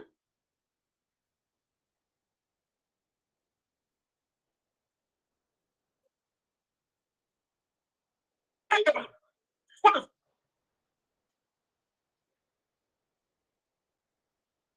What happened to him and the fallout? What happened to Wipeout? Who backdoor Wipeout? Y'all want to hear about the indictment when we was getting 7,000 pounds every 2 weeks? That's $7 million every 2 weeks. Y'all want to hear how we paid Jay-Z, Benny Siegel, Freeway, E40, Snoop? I'm talking about Jada Stout. We paid everybody. Birdman, Juvie, BG. Y'all want to hear the real Streetlordz story? Y'all want to hear how a nigga got hit 8 times with that chopper and still here right now talking to you? Y'all want to hear about a nigga who lost about 60, 70 niggas and rolled for every one of them? Y'all want to hear the story about when Blade got paralyzed and how I paralyzed a nigga? Y'all want to hear a real story? Nigga, DM me right now. I'm coming through the set. Podcast is on fire. That's the shit, boy. Now, I don't know what got to him, but obviously, shit, boy, that was a whole lot. And that's Jesse James, Joy Road's finest, as it says on the screen, right? Now, I've done my research because I'm a researching motherfucker, right? I've done my research. I've asked around. I've asked RJ Watkins Jr. of Turbulence fame. I've asked Helen. I've asked Streetlordz VS. I've asked Billions. I've asked a variety of people from who were actually around Streetlordz when they were at their absolute height before everybody started getting locked up. Some people lost their life, some people got locked up, and some people just fell off. You know how we do, right? So I asked him about this motherfucker Jesse James. I said, man, this motherfucker, he talking gangster like me. He man, me talking talk spicy like that, man, right? I said, was he really about that? Like, is he always Twitter figure? Like, no. Everybody asked. I asked Brittany as well. I said, what's up with this? Because she enjoyed Rose Brittany too, right? So I said, what's up with this Jesse James cat? Is he really laying like that? I was paying attention when all this shit was going on. I didn't want to know who is who, what's what, right? So everybody who I talked to about Jesse James, they all said the same thing. They all said, if you fuck with him, he may be a little bit more soft-spoken now. You know what I'm saying? Because that's what years of wisdom does for you, right? But they all said that back then, Jesse was a boogeyman. He was the kind of guy that you wouldn't want to see in a dark alley. That's what they say. That's what they said. And nobody said nothing about nothing other than he'll tighten your ass up. That's all I ever heard. Y'all see who I got right here? It's the motherfucking messenger himself. Y'all make some motherfucking noise. Yeah. Oh, my baby. Joy Road. What the fuck are you talking about, Jesse? Oh. What was they talking about? Welcome to Dogface TV, brother. Man, nice to be here. Listen, brother. So I woke up a couple days ago it was an uproar. I woke up and I looked. I'm like, what the fuck is this? What's going on here? Right? I started looking around. Made a couple inquiries. Like, man, who got on Jesse Bad side? What the fuck is going on? You made the video that I showed my audience dog pounds, like all the subscribers to Dogface TV. I don't call them chat. I call them members of the dog pound. So immediately you made a video and you talked about like giving the fans of hip hop, Detroit hip hop, some information, and that everybody wants to know, but for some reason nobody's willing to talk about it. When you think about the issues that transpired specifically between Rock Bottom and the Streetlordz, the Streetlordz versus Eastside Cheddar Boys. When you talk about the Streetlord Wines, the Blade Icewoods, the Wipeouts, the Tough Tones, when you talk about, we bring these men name up. Everything is very hush hush. We bring your name up. Everything's very hush up. Hush. Nobody wants to talk about it. Nobody wants to comment on it. None of that shit. So in my mind, I'm like, man, that's some hell of a shit going on over there. You know what I'm saying? Some hell of a shit. So let's start off in what would be the most unusual place. I don't even want to get into all of the Streetlordz versus anybody. I don't even want to get into the video you made that sparked the uproar, right? I want to get into all things Jesse James first. Tell us, first of all, what hood you from? Joy Road, Exit 9, come up off the freeway from Southfield to River Woods is mine. Okay, so you at Exit 9. So one thing about the West Side of Detroit is called the different zones, but one of the most prideful zones, one of the most prideful areas of the West Side of Detroit is Joy Road. That Exit 9. Motherfuckers only Joy Road. Motherfuckers only, where you from? They don't even say West Side. When you ask a Joy Road nigga where you from, they don't say West Side. We don't say West Side, we say Joy Road. They say Exit 9. Where the murder Mac at. Yes. And I do not go there. And I think I don't go Big Mac that bad. It ain't no Big Mac in the world that have you go there for disagreeable ass niggas. I ain't like that time for that. I'm trying to get you surprised. Number 7. Number 7 is the fish bill. I ain't got time to get stuck up robbed, shot on goddamn McDonald's. That's exactly what the fuck you gonna get if you keep fucking around. You stop at the murder Mac. Keep fucking around over there and find out if you fuck around and find out. So you're Exit 9, Joy Road alumni. Tell us what it was like growing up in that environment. Was it as bad when you were coming up as it is reported to have been? Yeah. See, I was born on the east side. I moved to the west side when I was 7 years old. Hold on. Little known fact that nobody knows. So the west side representative, Mr. Joy Road, Mr. Exit 9 himself, you were born on the east side of Detroit. On Baldwin and Vernus. I was born in Hustle Hospital. Played for the East Side Raiders. Hey, listen. I don't think people knew that. No, they never know that. I went to Bustle. I went to Ferry. I went to I can't think of all that shit. Bell. I can't remember all that shit, bro. So I came from the east side. We moved every month on the east side. Every time the rent was due, we moved. That's some east side shit too. So Jesse James, the west side representative, is originally born and raised, at least in part, on the east side of Detroit. See, brother, that's why you probably so fucked up. Now I'm not saying that Joy Road didn't contribute to your shit, but I don't give. I moved at 7, 8. That's enough. Living on the east side of Detroit for your first 7 years is enough to fuck you up. We stayed in the Black Bottom. Stayed in the Black Bottom. Is that something a known fact that you were originally from the east side, bro? Or is it overshadowed by the fact? It ain't. Only people know that really is like Wipeout them and all my connections to the east side. That's how I had my connections to the east side, because I came from the east side. And when I was on the west, we used to always go back and mess with Michael Jordan, Rome, Eastside G, Mo Green, Lonnie Bell, all of them. I used to fuck with all of them. You know what I'm saying? Right. So listen, Joy Road, is it as bad as we hear tale of it for you? Was it a terrible experience for you? Yes. All my friends died from headshots, and they all was Joy boys. That's how bad it was. All of them dead, and there's a couple of them doing natural life. But all my right hand men that grew up with me, Joy boys, all of them died headshots. All of them. So growing up on Joy Road, right? Were you aware of the poverty, and were you aware of the violence, or were you aware of how bad it was, or because you were living in it, it seemed so terrible? No, see, it didn't seem so terrible like far as poverty, but the crime and the violence was always there, because we was always beefing. Like, we was little Joy Road niggas, and we was all little, and we had so much love and unity that it's like everybody wanted to go against us. You know, when you see a bunch of love and a crew of niggas that's tight, somebody want to challenge that. Somebody want to try to say, man, you say them Joy boys, niggas gonna say, oh, them Joy girls. You know what I'm saying? And somebody gonna always try to disrespect all the tennis. So we was beefing and shooting at 12, 13. Like, my first really shooting was at Cody High School. You know what I'm saying? We was walking down the street, a nigga hollered out the classroom window and said, look at them Joy girls, y'all some hoes. And I had like a 2.5 when I bust into the school. Like, we took off running. Hey, Streetlordz Jesse James. Have you ever heard of the saying? It's an old saying called "Sticks and stones may break my bone." That ain't no shit that you know. Yeah, no. I know that. I know that saying very well. Yeah, so you weren't drawn up on that kind of shit. No, hell no. Obviously not. All right, so growing up with Joy Road, bro, did you grow up in a musically inclined family? What was your earliest musical experiences? See, my musical experience came from, like I said, we were so tight, and all we I've been smoking weed since 9. So our thing was always sitting in the car, smoking and riding around and listening to the radio and playing cassette tapes and listening to the hottest music. You know what I'm saying? That's out. That's all what we did as young niggas. You got to have the hottest music. I got to be able to put you up on the hottest song that you ain't never heard. You know what I'm saying? That's how that came about. So when it came about, I always used to try to learn every record to the song. You know what I'm saying? Like, every word, every word to the song. So my niggas always in the car like, damn, this nigga go again. But nigga, I'm trying to learn. I'm singing every song. Then I start learning how to time myself and start freestyling. You know what I'm saying? So I'm like, okay, if Pop gonna come up with a verse, I'm a freestyle. the chorus gonna come on, I'm a freestyle, and I know how to time myself and stop right when the chorus come on. You know what I'm saying? So I started practicing that first, and I just kept going, and then Bone Thugs came out with that hard ass style. And, you know, that was real challenging to try to learn what Bone say. So I had learned all the words to Bone. You know what I'm saying? And from there on, I used to start. We used to have little camcorders and shit, and I used to be like 14, 15 with a Mick and a Mick hat on, and I used to shoot videos of me rapping other niggas' songs. You get what I'm saying? Right. Like say Above the Law. That was my niggas Above the Law. I thought right. Legendary. Yeah, I thought I was 187. So I was saying all his part, and my niggas are film. You get what I'm saying? And it just started like that, and it just kept going like that. So when it comes to, was hip hop your first love in terms of music, or was it R&B? Yeah, no, hip hop love definitely. The first time I saw niggas like Eric B with them fucking velour feeler suits on and the goddamn ropes and them feelers. Because I'm gonna tell you a story. When we was 13 years old, right? And we all said we gonna put $300 together and get some dope. They came out with some motherfucking feelers. They cost like $115 or something like that. Yeah.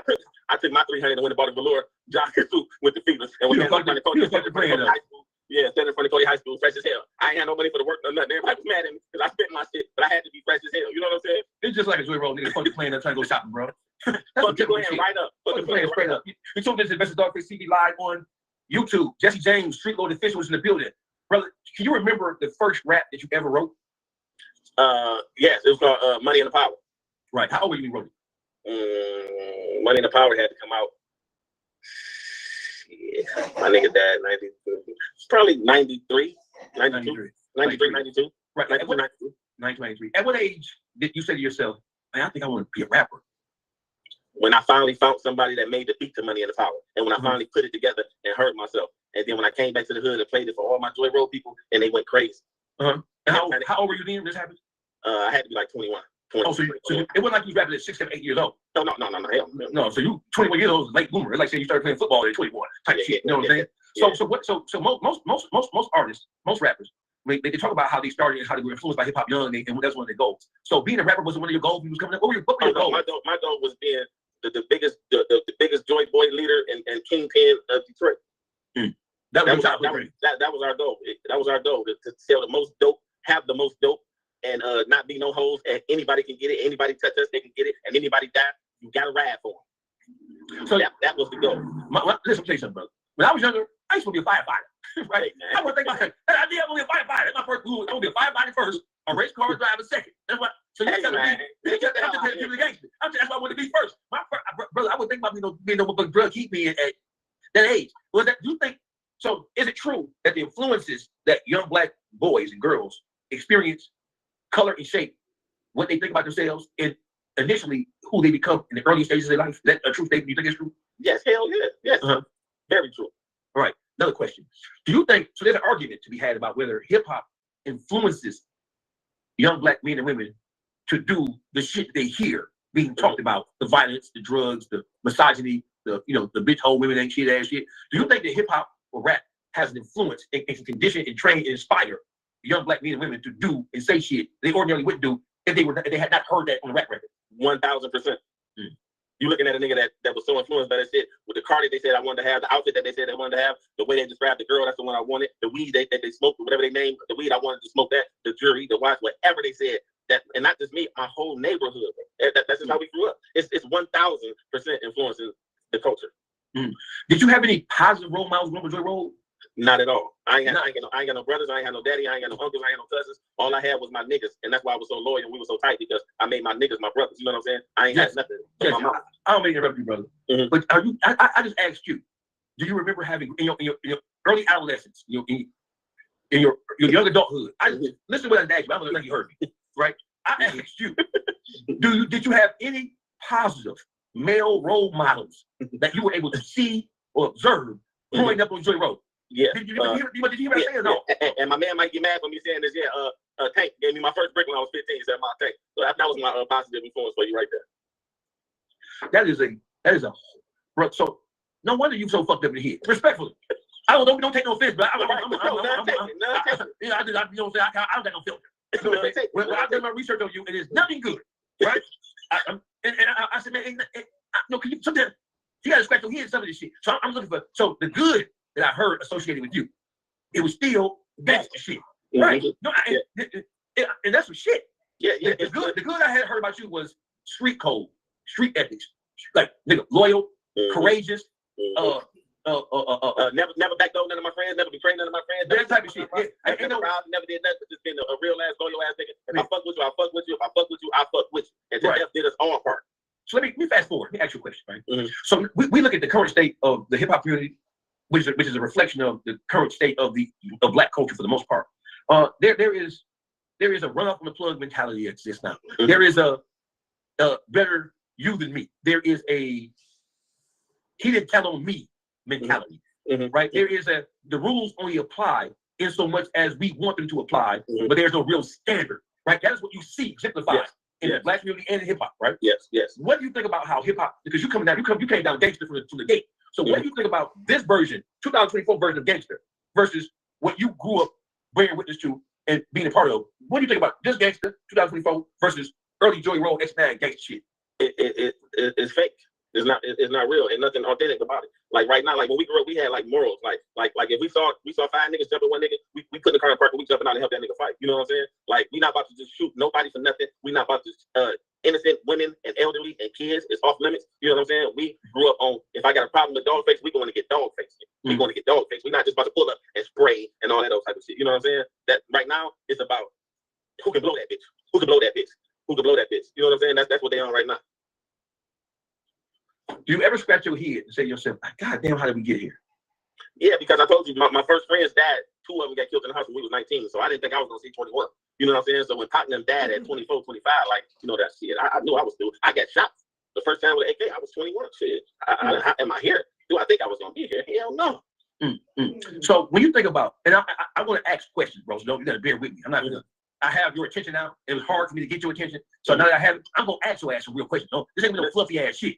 It ain't nothing I don't want to answer. Okay, I just want to make sure. I just want to make sure because I have legendary Jesse James on my show. I am not going to waste this. I'm not going to waste this shit. I'm going to ask you a question. You know what I'm saying? What? So first of all, let's just deal with it. How did you meet the members of the Streetlordz? How did the whole Streetlord movement come about? Okay, I got a right-hand man. Rest in peace, my nigga Brick, TC. He just died in the sleep in the Fed joint on Mother's Day, May the 12th, 2024. My nigga, since I was like 12 and he was like 8 or I was like 13, something like that, we've been mans for the last 30, 40 years, 40-year friendships. He got some stepbrothers or his daddy had babies by these guys' mama, like, you see what I'm saying? And so they was brothers. And so that is Yacht and O.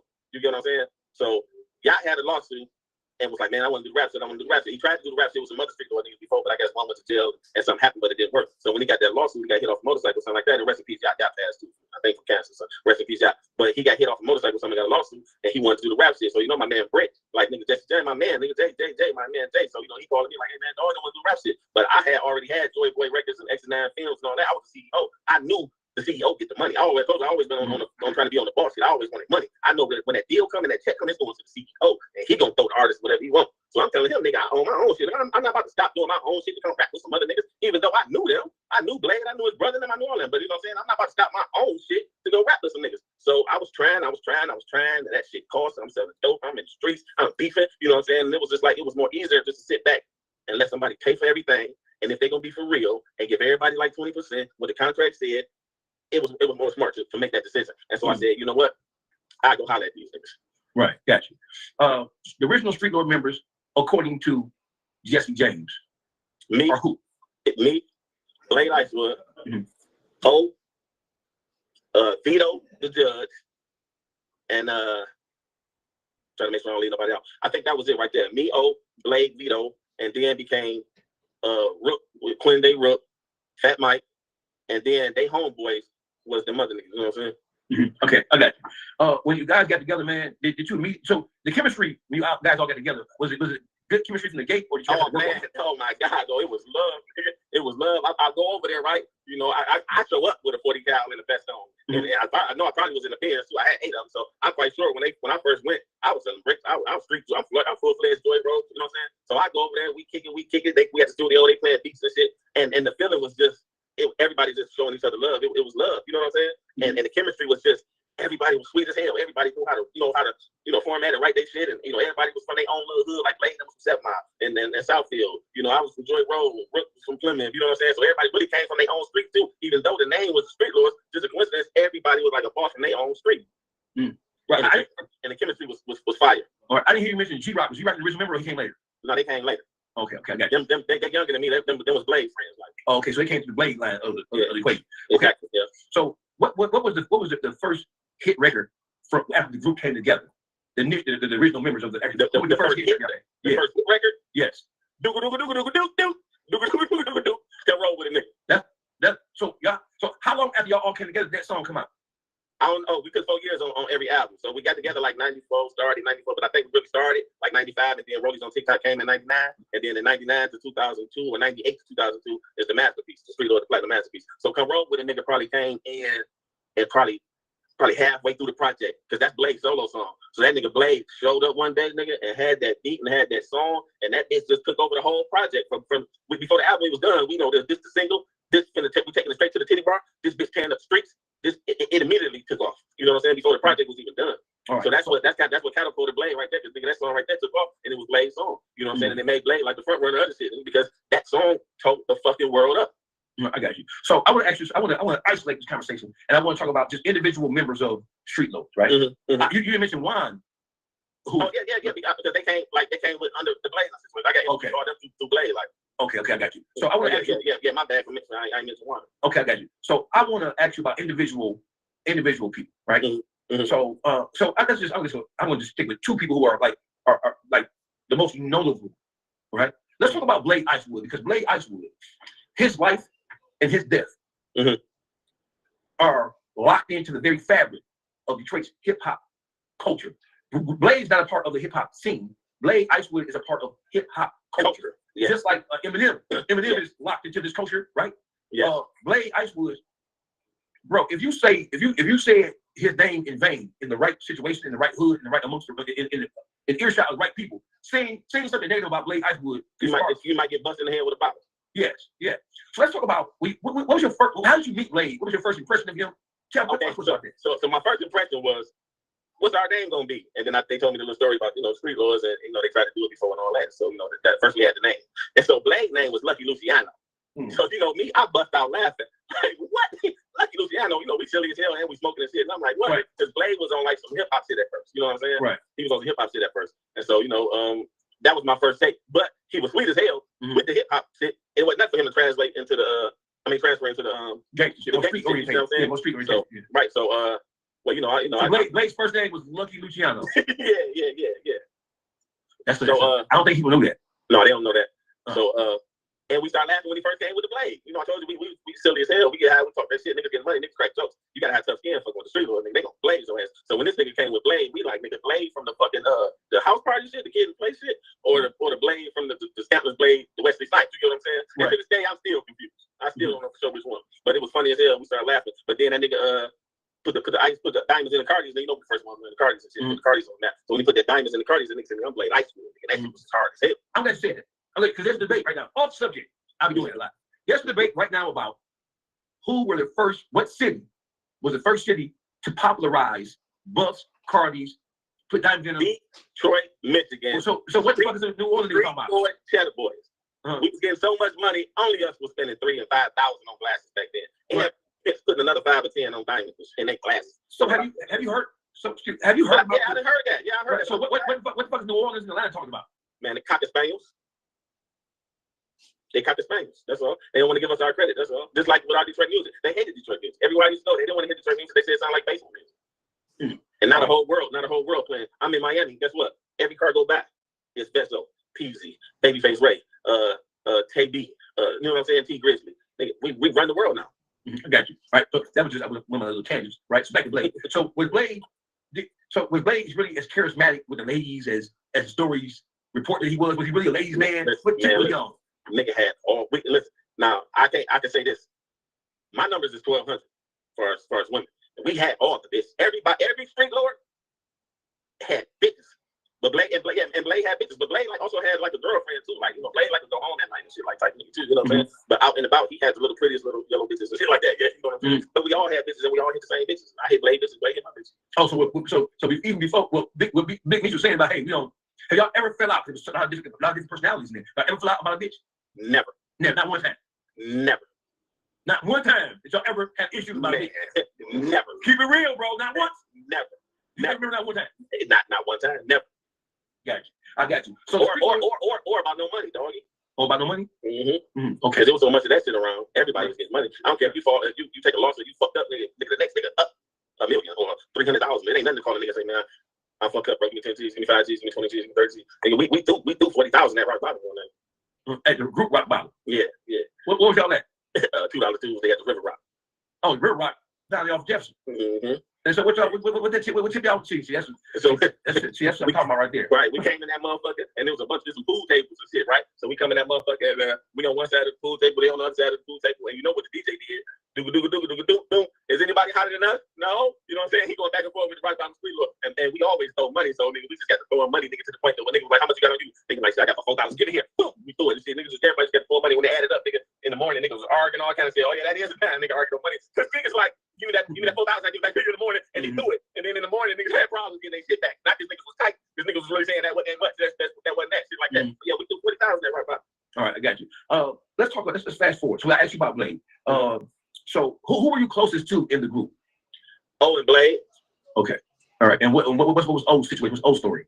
O is my right hand man, big brother. I was telling you about the one. Okay. One of the real founding members of it. You know what I'm saying? Like it's me and O and Blade. You know, like I'm with O. I'm calling O first thing in the morning. You know, me and O was tight. You know what I'm saying? And me and Blade was tight. You know what I'm saying? But me and we all end up being tight. We all end up being tight. But like mine was O and Blade. You know what I'm saying? And then probably it was like with Blade, he had his ties to wine them and shit like that. You know what I'm saying? Then O had his ties with all of them. You know what I'm saying? So.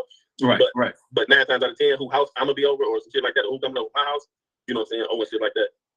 All right. So when Streetlordz got together and y'all started dropping songs, was it who was the major source of inspiration inside the group? Was it a leader? Was it somebody who could like set the tone?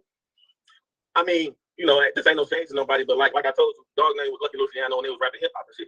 I came with that Joy Road shit. I came with that heater. I came with that vest. I came probably off just being off on the news for some type of crime or something. I was just flashed on the news, you know what I'm saying? Spice One. I went to jail. Spice One was there doing the song. I bonded out, did the song with Spice One. You know what I'm saying? I came in straight on straight Joy Road shit. So when I opened my mouth, it was the streets. It was Detroit. It was the streets. It wasn't no hip hop shit. And it's like, I told you dog them came later, but O was already like street. He was rapping street already. Blade just stopped the hip hop shit and immediately rapped the money.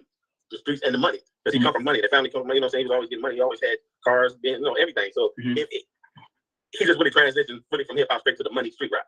I came straight money street rap. Right, I got you. So if you want to say, I say, I kind of did that. Got you. As rock bottom, as Streetlordz were coming up, right? Now you mentioned rock bottom earlier, right? Was there so we were back then? You had a bunch of different groups. None more popular than at that particular point in time. Streetlordz, rock bottom.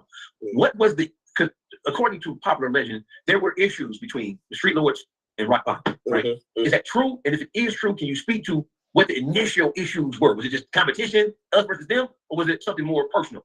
Okay. See, we used to listen to rock bottom. They the shit. Them niggas was the shit. You know what I'm saying? We fucked with rock bottom. We did shows with rock bottom and all that kind of shit. But the more money we got, we started thinking outside the box. So y'all had a vision, and his vision was like, we get money. You know what I'm saying? So we want to get stars on our CDs. We trying to think outside the box. We taking this Cash Money $30 million deal. It's just, since you want to know, that's what we say, sir. And with the right, all them artists on our shit, we can get the big distribution. You get what I'm saying? So rock bottom started saying, kind of act like we were selling out by spending our money with them out of town rap niggas, the major niggas. You get what I'm saying? And they start speaking on little shit like that. And publicly or amongst people who are in the music business. Amongst, I don't know, it just started circling around, or probably even tried to say it to us before. Like, you know what I'm saying? Like, why y'all spending on me? Y'all should keep that shit in. I don't know. I can't really remember exactly. But so then we also had, I told you about doing all them songs with the West Coast niggas, the Bay, all them niggas. Them niggas was bringing all the pills and the good weed. You know what I'm saying? So my niggas started ending up popping pills, the E-pills and shit. So them niggas made a song and was like, niggas only tough off the pills. So we got to playing that shit back. Some nigga had got one of the fellas that got shot up in the DTS. I don't know if he got hit, but it was a shootout and shit. And they said, yeah, put bullet holes in your DTS, the Cadillac and shit. You know what I'm saying? So they like references little shit. So we sitting down and we playing that shit back, and we like, these are ass niggas talking about us. So you know how we did, nigga. Y'all talking about us indirectly, nigga. We finna go to the studio. We about to say your ass niggas' name, nigga. You know what I'm saying? So we went to the studio and we said the niggas' names. What was the name of that song? It ain't no name. It was just right by the verse Streetlordz. That was the name of the song? Yeah, we could dig deep and went at them and said their names. So we didn't like really name the song. Okay, I got you. Did y'all press the song up and put the song out? Yeah.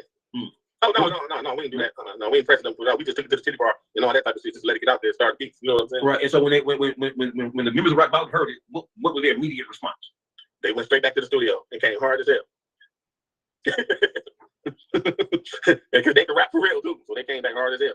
They came back hard as hell. But we always had one up on them though. Niggas just like we was some real street niggas. I ain't saying they was not street niggas, not no hoe niggas. I would never say that. But we was straight up real boss drug dealers, like big time niggas. You know what I'm saying? Thousands of pounds. Every 2 weeks we get money. Them niggas was working at throwing up a Valley Sam Club. So in my mind, nigga, you can never fuck with me, nigga. You got a job.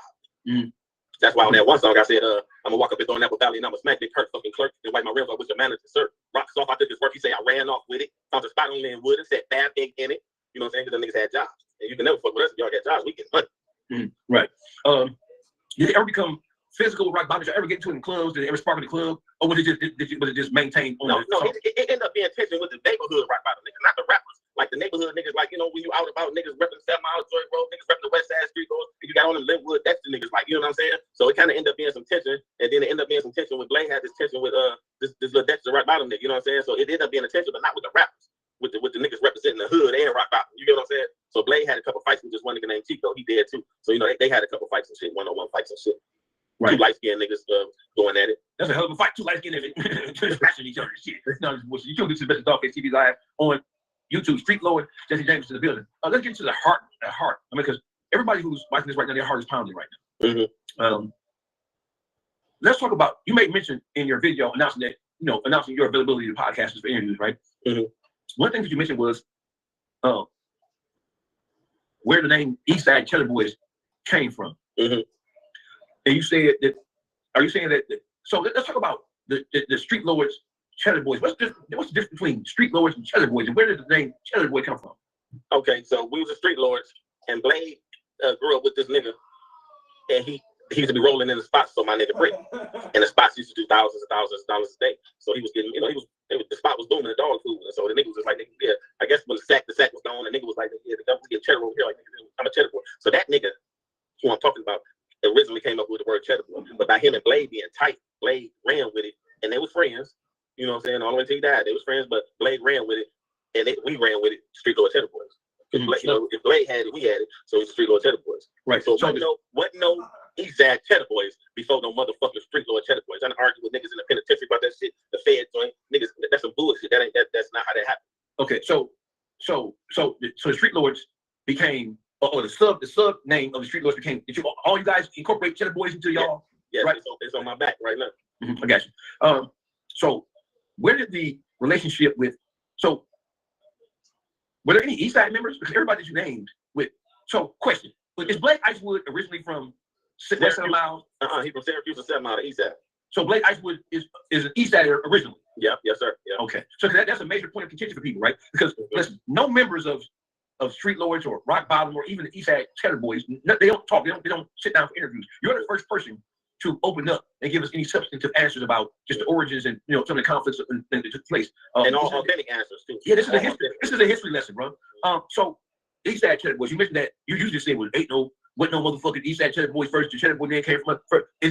How did that become an issue about who was Cheddar Boy first, Eastside guys or Westside guys? And first of all, who were the Eastside Cheddar Boys and how did they take that name? Okay, the Eastside Cheddar Boys was Wipeout Malik, Tough Tone, and Lil Dre, Fat Lil Baby, Mo Green, Eastside G, Ready Red. You know what I'm saying? It's a lot. I can P Frown. You know what I'm saying? So all of them was the East. All of them was all of them was just all of them at first. It wasn't no name. It wasn't no name. All of them was just them at first. Okay, so listen. So where was there a relationship between who we now know or recognize as the Eastside Cheddar Boys and the Streetlordz? Did you guys have a relationship with the Eastside? I did. I had the relationship. Wipeout was my man. I came from the Eastside. Wipeout was my man. Mo Green them. Eastside G. I've been knowing them since I was like 10 or 12 years old, like 40-year friendships. You know what I'm saying? That was my nigga. So they used to come to the West Side and fuck with me and shit like that. You know, we got to work on the West Side. We got the bitches. We flashing on the West Side. So niggas coming to the West Side was like coming to Disneyland. You know what I'm saying? So that was the relationship. That's the relationship. That's how the connection between the Streetlordz officials and the Eastside guys who eventually became the Eastside Cheddar Boys. That's how it happened. Right. And you know, I'm not mistaken. I don't know if they knew Ready Red or Ready Red knew some people and shit like that. But I'm talking about as far as the music part. The music part comes from Wipeout calling me and saying, Jesse James, I got some niggas to rap. I want you to hear them.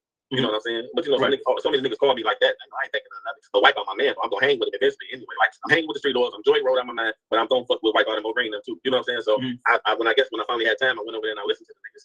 And the niggas was sweet as hell. I couldn't believe it. So the niggas was sweet as hell. And so from there on, nigga, they started working on their CD. I started, Wipeout called me for everything, all the information, all the game. I'm giving him all the game. It's my nigga. Ain't no dick sucking shit or nothing. I'm giving him the game. I'm giving the game, telling him exactly how I did it and how we did it. You know what I'm saying? So if we about to do a song with Too Short, I'm calling Wipeout like, nigga, you better have your scenes ready. Too Short gonna be, nigga, you better have your scenes ready. E40, you know what I'm saying? Shit like that. And but between Randy and I forgot who all, everybody just started, embracing them, and we all started being cool, and everybody started having their own individual relationships. You know what I'm saying? Right. We was all one. We was all one, but it still wasn't no name. So as like I was working on the CD, Blade went over there, another nigga went over there. So he had like 2 of them on the CD already before it was even done. You know what I'm saying? Oh, that's Cheddar. Well, eventually became the Eastside Cheddar Boy CD. Exactly. Okay. Right. So he can't finish the CD without me. He keep telling me I can't put it out without you on there. I'm like, okay. I'm in the streets. I'm running crazy. So he called me like I had the song go boy, and I say your name. You know what I'm saying? So boom. After them 2 already went over there, I'm like, okay, well they already went over there. I might as well go. You know what I'm saying? So I go over there, we do Old Boy, and then I do another song with Bree. You know what I'm saying? And them. And so he wrapping it up. He finally got finished, and he was like, man, I ain't got no name for this motherfucker. He called me at 2 o'clock in the morning. We kicked it, and nigga, my exact words, nigga, if I'm lying, nigga, I'm dying, nigga. I said, nigga, name that shit the Eastside Cheddar Boys, nigga. And that nigga was like, nah, man, I don't want to do that shit, man. I don't want to start no bullshit. His exact words, like, I don't want to start no bullshit. I said, nigga, I came from the Eastside, you my man, nigga. And if it wasn't for me, it wouldn't be no Streetlordz, nigga. Name that shit the Eastside Cheddar Boys. And that's how that shit came about. Any nigga that go against that to say that that's not true is a motherfucking lie, nigga. And I ain't about to lie on my dead friend. Right. So the name Eastside Cheddar Boy, the idea to use that as the name of the group, or was that going to be the name of the album? No, the name of the album. Okay. The Eastside Cheddar Boy. Name that bitch Eastside Cheddar Boy. I mean, the name of the album, Eastside Cheddar Boy. Yeah. Okay. All right. No, the group, my nigga, because the name of the album was Make It Better on the Eastside. Right. Okay. No, the group, nigga. The group, he don't got no name for the group. For the group. Okay, I got it. Cheddar Boys. I got it. The Streetlordz Cheddar Boys. We own y'all CD. We all mans. Nigga, why not name that bitch Eastside Cheddar Boys? Because I'm thinking, if we're gonna be a part of it and we own that, see, it can't flop. Nigga, our name on the line. So making that the Eastside Cheddar Boys gonna be, they gonna, you know what I'm saying? That bitch gonna do what it need to do. Okay, got you. So I have a question, right? This was like, so did the Streetlordz ever make a song called Cheddar Boys Anything prior to the Eastside Cheddar Boys dropping their first album and referring to themselves as Cheddar Boys on song? Hell yeah. Y'all did. Y'all made a song titled something Cheddar Boy Anything? Cheddarland, the one with Too Short, I think, called Cheddar Boys. I think, if I'm mistaken, I think the one with Too Short called Cheddar Boys. So I don't know, but I know we had Cheddarland. Every song we saying Cheddar Boys. Even Blade said 7 Mile Cheddar Boy with my niggas from Joy. And that was 90 something. That was on my Uncle Jesse James. And that was before Eastside Cheddar Boys. Yeah, fuck yeah. Well, okay, I got you. Let's get this. So it's a 900-pound gorilla in this room right now, right? And we in 2 different rooms, right? The conflict between the Streetlordz Cheddar Boys. Okay, so listen. So you gave that suggestion to name the group Eastside Cheddar Boys when Wipeout called you. How did the other members of the Streetlordz, how did they take it? Did they know about it before the album came out, or did they find out after it came out? And did they feel some type of way about? I can't remember exactly when each member found out or whatever, you know what I'm saying? But I know from the first time it came out, niggas wasn't really mad.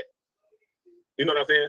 But when that shit started blowing up, and we ain't had no motion because we was working on the masterpiece. I told you we took them like 4 years for each album. So while our motion was down, their motion was just rising with that Old Boy, I'm a Cheddar Boy baby, I'm from the Gator Capital, home of the Stink Pink. You know, that shit was taking off. And it didn't matter to me. I ain't no hater. First of all, we helped the niggas do it. You know what I'm saying? So why would I be mad or hating on some shit we helped? And me and Blade on the fucking CD, you wanted to blow up. And so every time they doing a concert, they need me to come do Old Boy and rock that bitch. So I'm still relevant. You know what I'm saying? So while the other niggas is just working on other shit, I think Blade, I don't know for sure. I think Blade was working on, he had another side project was still spinning. You know, Blade always was still hot, but you know, as far as the group, the shit was kind of dead down. And niggas started as the shit happened, niggas started getting jealous of that shit. I'm gonna tell you the real. I'm about to niggas started getting jealous. Because niggas started telling me, like Jesse James brought the niggas around, and you brought the niggas around, so niggas started getting jealous of that shit. So you're on record saying that as the Cheddar Boys' popularity started to grow, initially there was no issue. But as the popularity of the Cheddar Boys and their project and their song took over, so when the Cheddar Boys dropped their first album, did it take over Detroit? Yeah, take it over. They on the radio twice. They on the radio twice. Old Boy and I'm a Cheddar Boy baby. And so, how did you know? Because you're saying that people on Cheddar Boy on the Streetlordz side of things. Yeah, because they said it to me because they feel I brought the niggas around, like. So they saying it to me. I could tell how they starting to say it. How did it make you feel? And what did you say in response to them?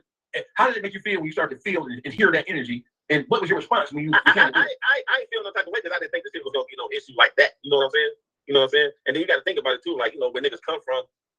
You know, where niggas come from, what they saying really ain't, you know what I'm saying? This is me now. You know, whatever you saying, I probably like, you know, I probably just ate that shit or something because I did. You know what I'm saying? But you know, what they were like, no, they like the niggas don't have a gangster niggas or something like that. It really mattered for this. You know what I'm saying? It wasn't nothing like that.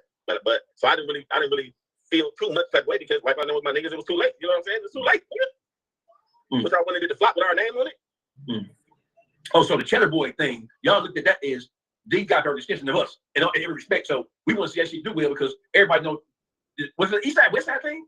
Was that ever an issue, or was it just a music thing? No, that it was a music thing. It was never no East Side West Side thing. It was more of an East Side West Side thing with the public and the city, not with the rappers. You know what I'm saying?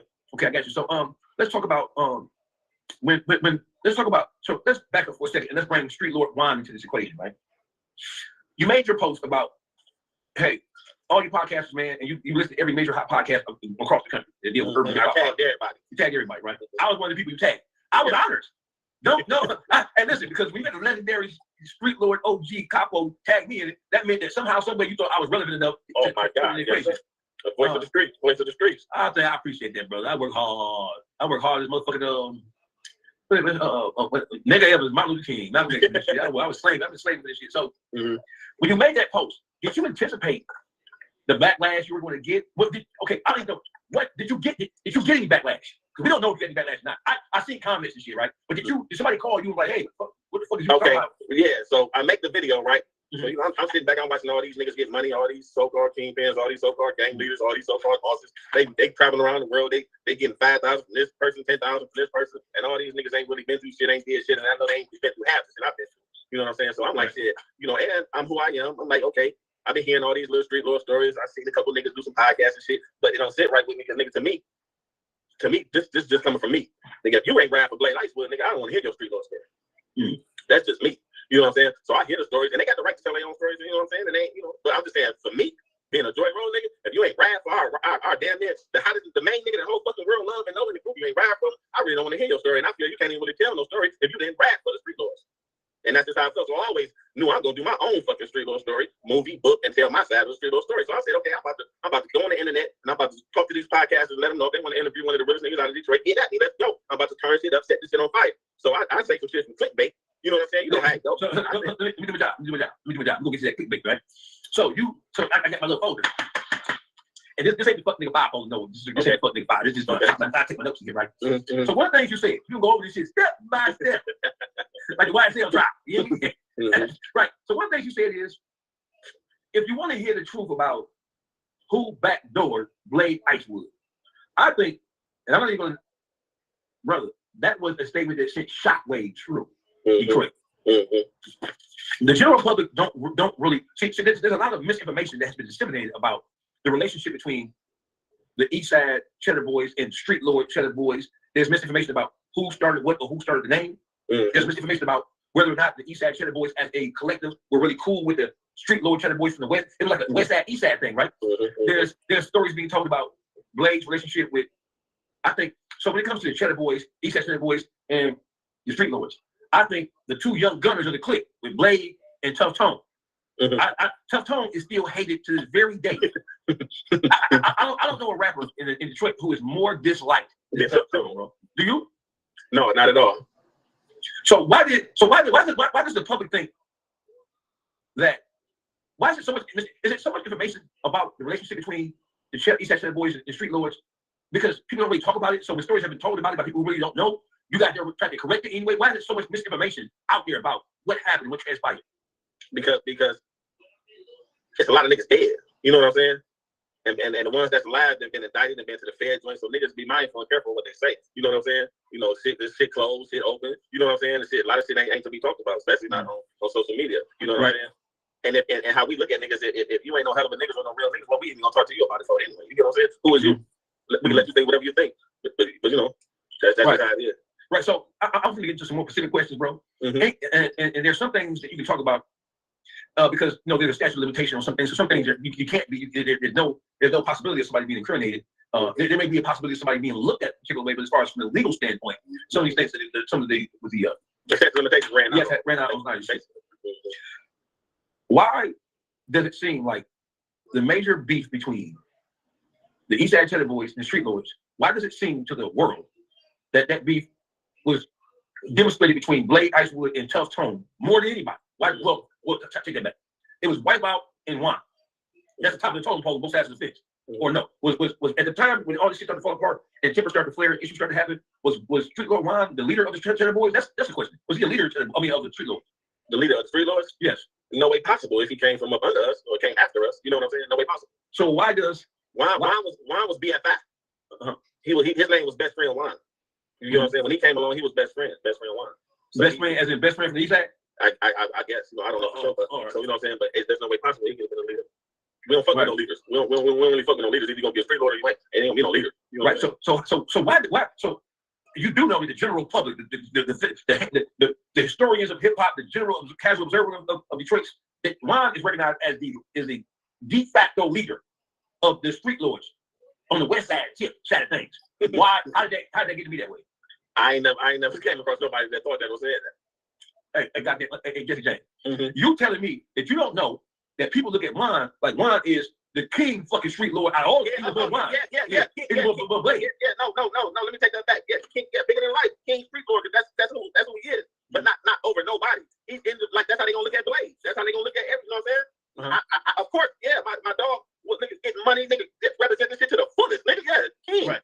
Nigga, he said it. Nigga, I'm a kingpin. I ain't gonna lie, get them things in. I'm talking about yes, he could be looked at it like that, but not over nobody. You get what I'm saying? Now, if anything, I will humble myself and say that Blade and Blade Death idolized my nigga, and he could have that title as the biggest Streetlord ever. Because if you think about it, who is the biggest Streetlord ever? Blade Icewood, man.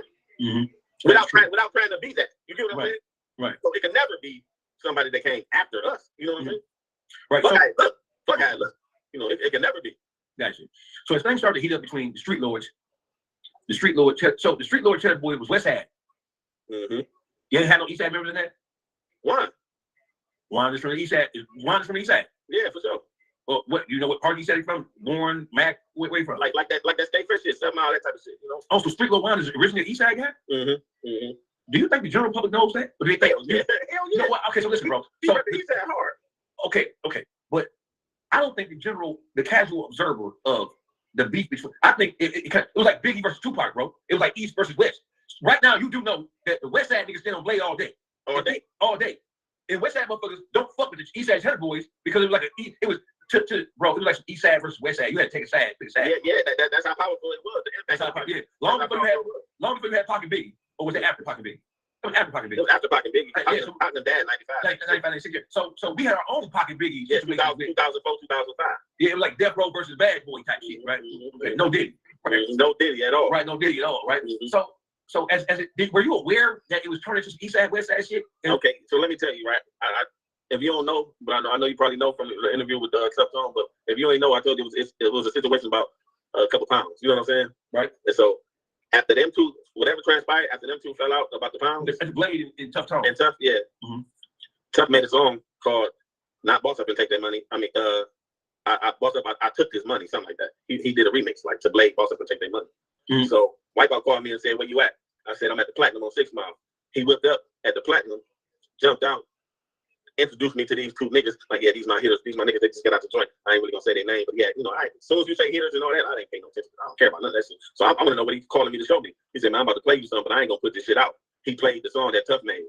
And then he let me hear it. I listened to the shit. I laughed and said, he's like, man, so what you think? He's like, I ain't gonna put that shit out. What you think? I said, man, there's only two things gonna happen if Blade hitters. My nigga get money and he gonna laugh at that shit, or somebody gonna die. And you told this to Wipeout?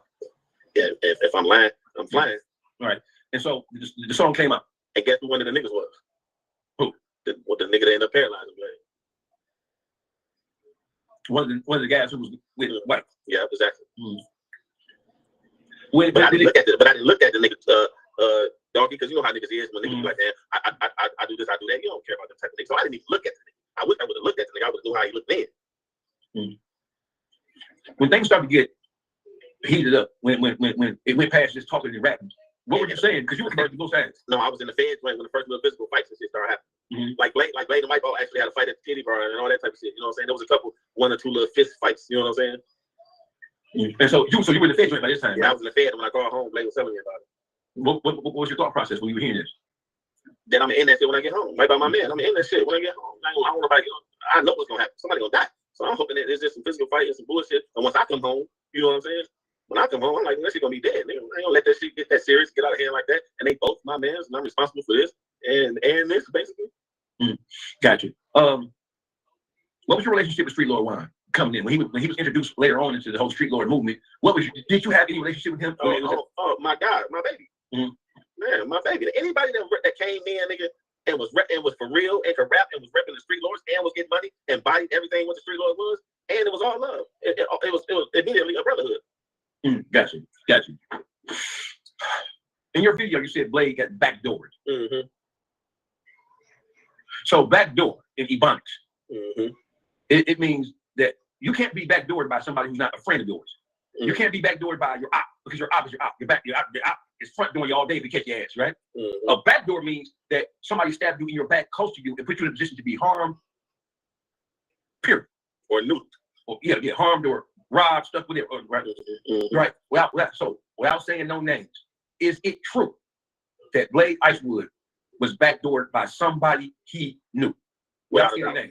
Without a doubt. So part B of that question is,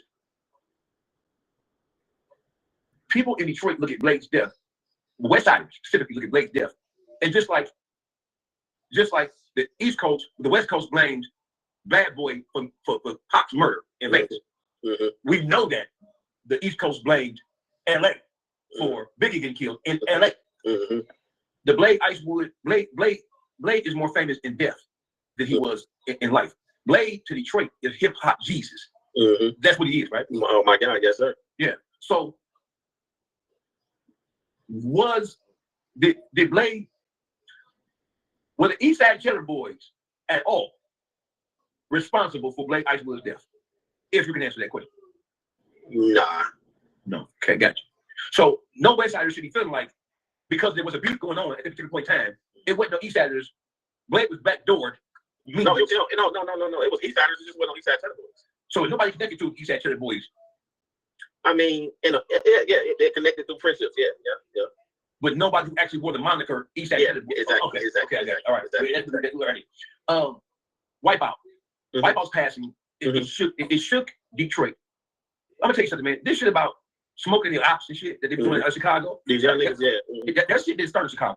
When Blade Icewood passed away, you had people who were selling. Some people mourned, but for the most part, you had some people on the East Side like, I don't fucking, because it seemed like an East Side West Side thing. And then when Wipeout died, you had people in. Wipeout died first. Wipeout died first. His death. There were songs made. Is it correct? There were songs made. There were public statements made celebrating Wipeout's death by people from Streetlordz.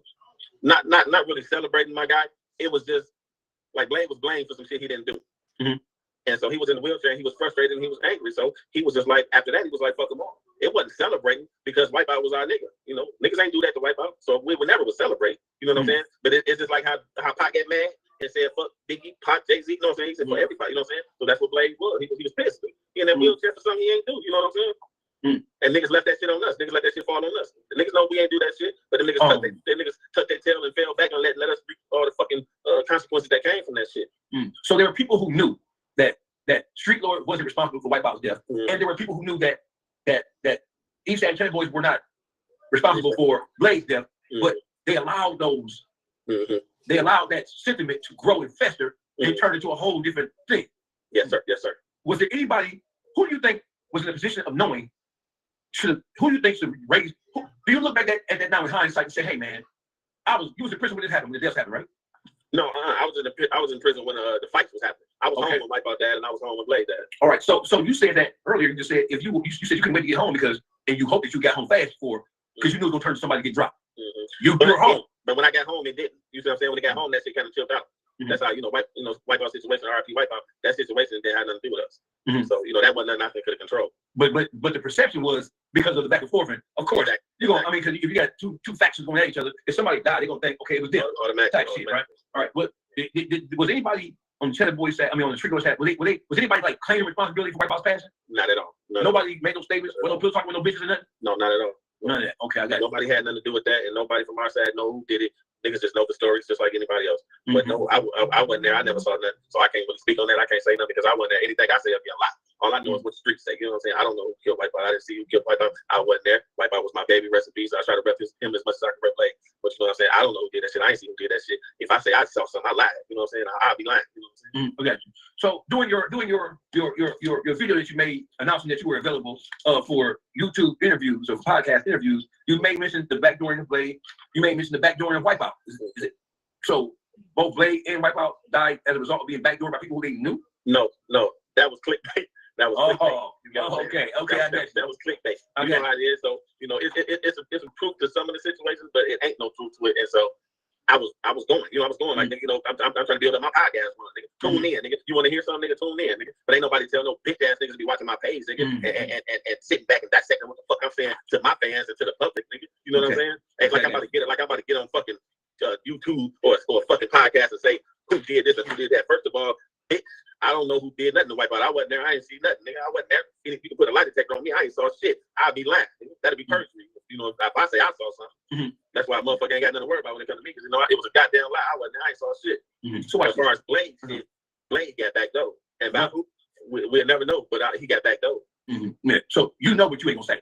Oh, most definitely not gonna say. We're gonna. So I have something even more important than that. More important than that is you drop your advertising, your marketing strategy. Hey, I got this, that, third. I got the details for you, right? The next day you came out with a video talking about somebody called you. Did somebody really call you and complain to you about what you said in that initial video? Yes. Another bitch ass nigga that ain't called me in years called me acting like he really want to kick it with me or holler at me on some my nigga type shit. But the call wasn't that. It wasn't original. The call led right into, damn man, I saw your video. Like, damn man, like you showed me, man, damn man, like dog, why would you do that? Hold on, Jesse. If you gonna tell us who this bitch ass nigga, your words was, or you gonna remain silent on that? He was a street lord. So there was a street lord called you and told you, hey, we just seen what you said, and don't play it like that, because so did you respond to them right then and there? No, because I had to really just sit back and think about it. Like, this nigga did the same shit 18 years ago. The same phone call 18 years ago. And when I realized that, damn, this nigga called me with this whole shit again and keep playing with me and playing me like I'm about to say some whole shit, or like I ever did some whole shit, and like I'm just some whole nigga that do whole shit. So you got to keep calling me and try to make me mindful or something. You know what I'm saying? So the nigga called me 18 years ago, doing all that bullshit with the Wipeout and Blade shit. So I tried to end that shit. You know what I'm saying? I tried to put an end to that shit. So me being a real nigga, I said, man, I'm gonna put this shit on my back. I'm gonna say RIP Wipeout and RIP Blade, cut the boys forever. You know what I'm saying? So I'm trying to end this shit so we can move the fuck on. You know what I'm saying? And so the same nigga called my phone and said, why would I say RIP Wipeout on the same song as I said, as I dedicated to Blade? My Blade said, what up song? And that was 18 years ago. 18 years ago. Questioning me why I did some of the realest shit ever. Like it was wrong. The realest shit ever was like I did something wrong. You get what I'm saying? So 18 years ago, you made a song. In the song, you said RIP Wipeout and RIP the Blade. And Shut Up Boys Forever. Shut Up Boys Forever. And the same person who called you after your video that you made 3-4 days ago called you. The same person who questioned you about why you would do that. Why would you say that on the song? Why did they question you? Because it's supposed to be war, or it's supposed to be ill feelings? So back then or now? Yeah, back then. I don't know, like, you know what I'm saying? Like I guess, certain niggas just, since Blade dad just took like, we did this to the Wipeout shit. Like, I mean, you know what I'm saying? Like, they just took a side, Wipeout wasn't worthy of me saying RIP to. Hey, Streetlordz Jesse James. And when you came back the day after, you dug in Streetlordz wine ass by name. Oh, that's after. Okay, so the nigga called me, right? And so after the nigga called me and saying like I'm about to go on the podcast and incriminate some niggas and all that type of shit, right? Like bringing up some old shit, like I'm on some rat shit. You get what I'm saying? So after I contemplated and sat back and got pissed, the next day I couldn't hold it in. Yeah. So I said, listen, you know what I'm saying? I'm like, I can't stand these bitch ass niggas, and you niggas ain't real enough to call me and say shit about what I do. You know what I'm saying? All what I done done for them.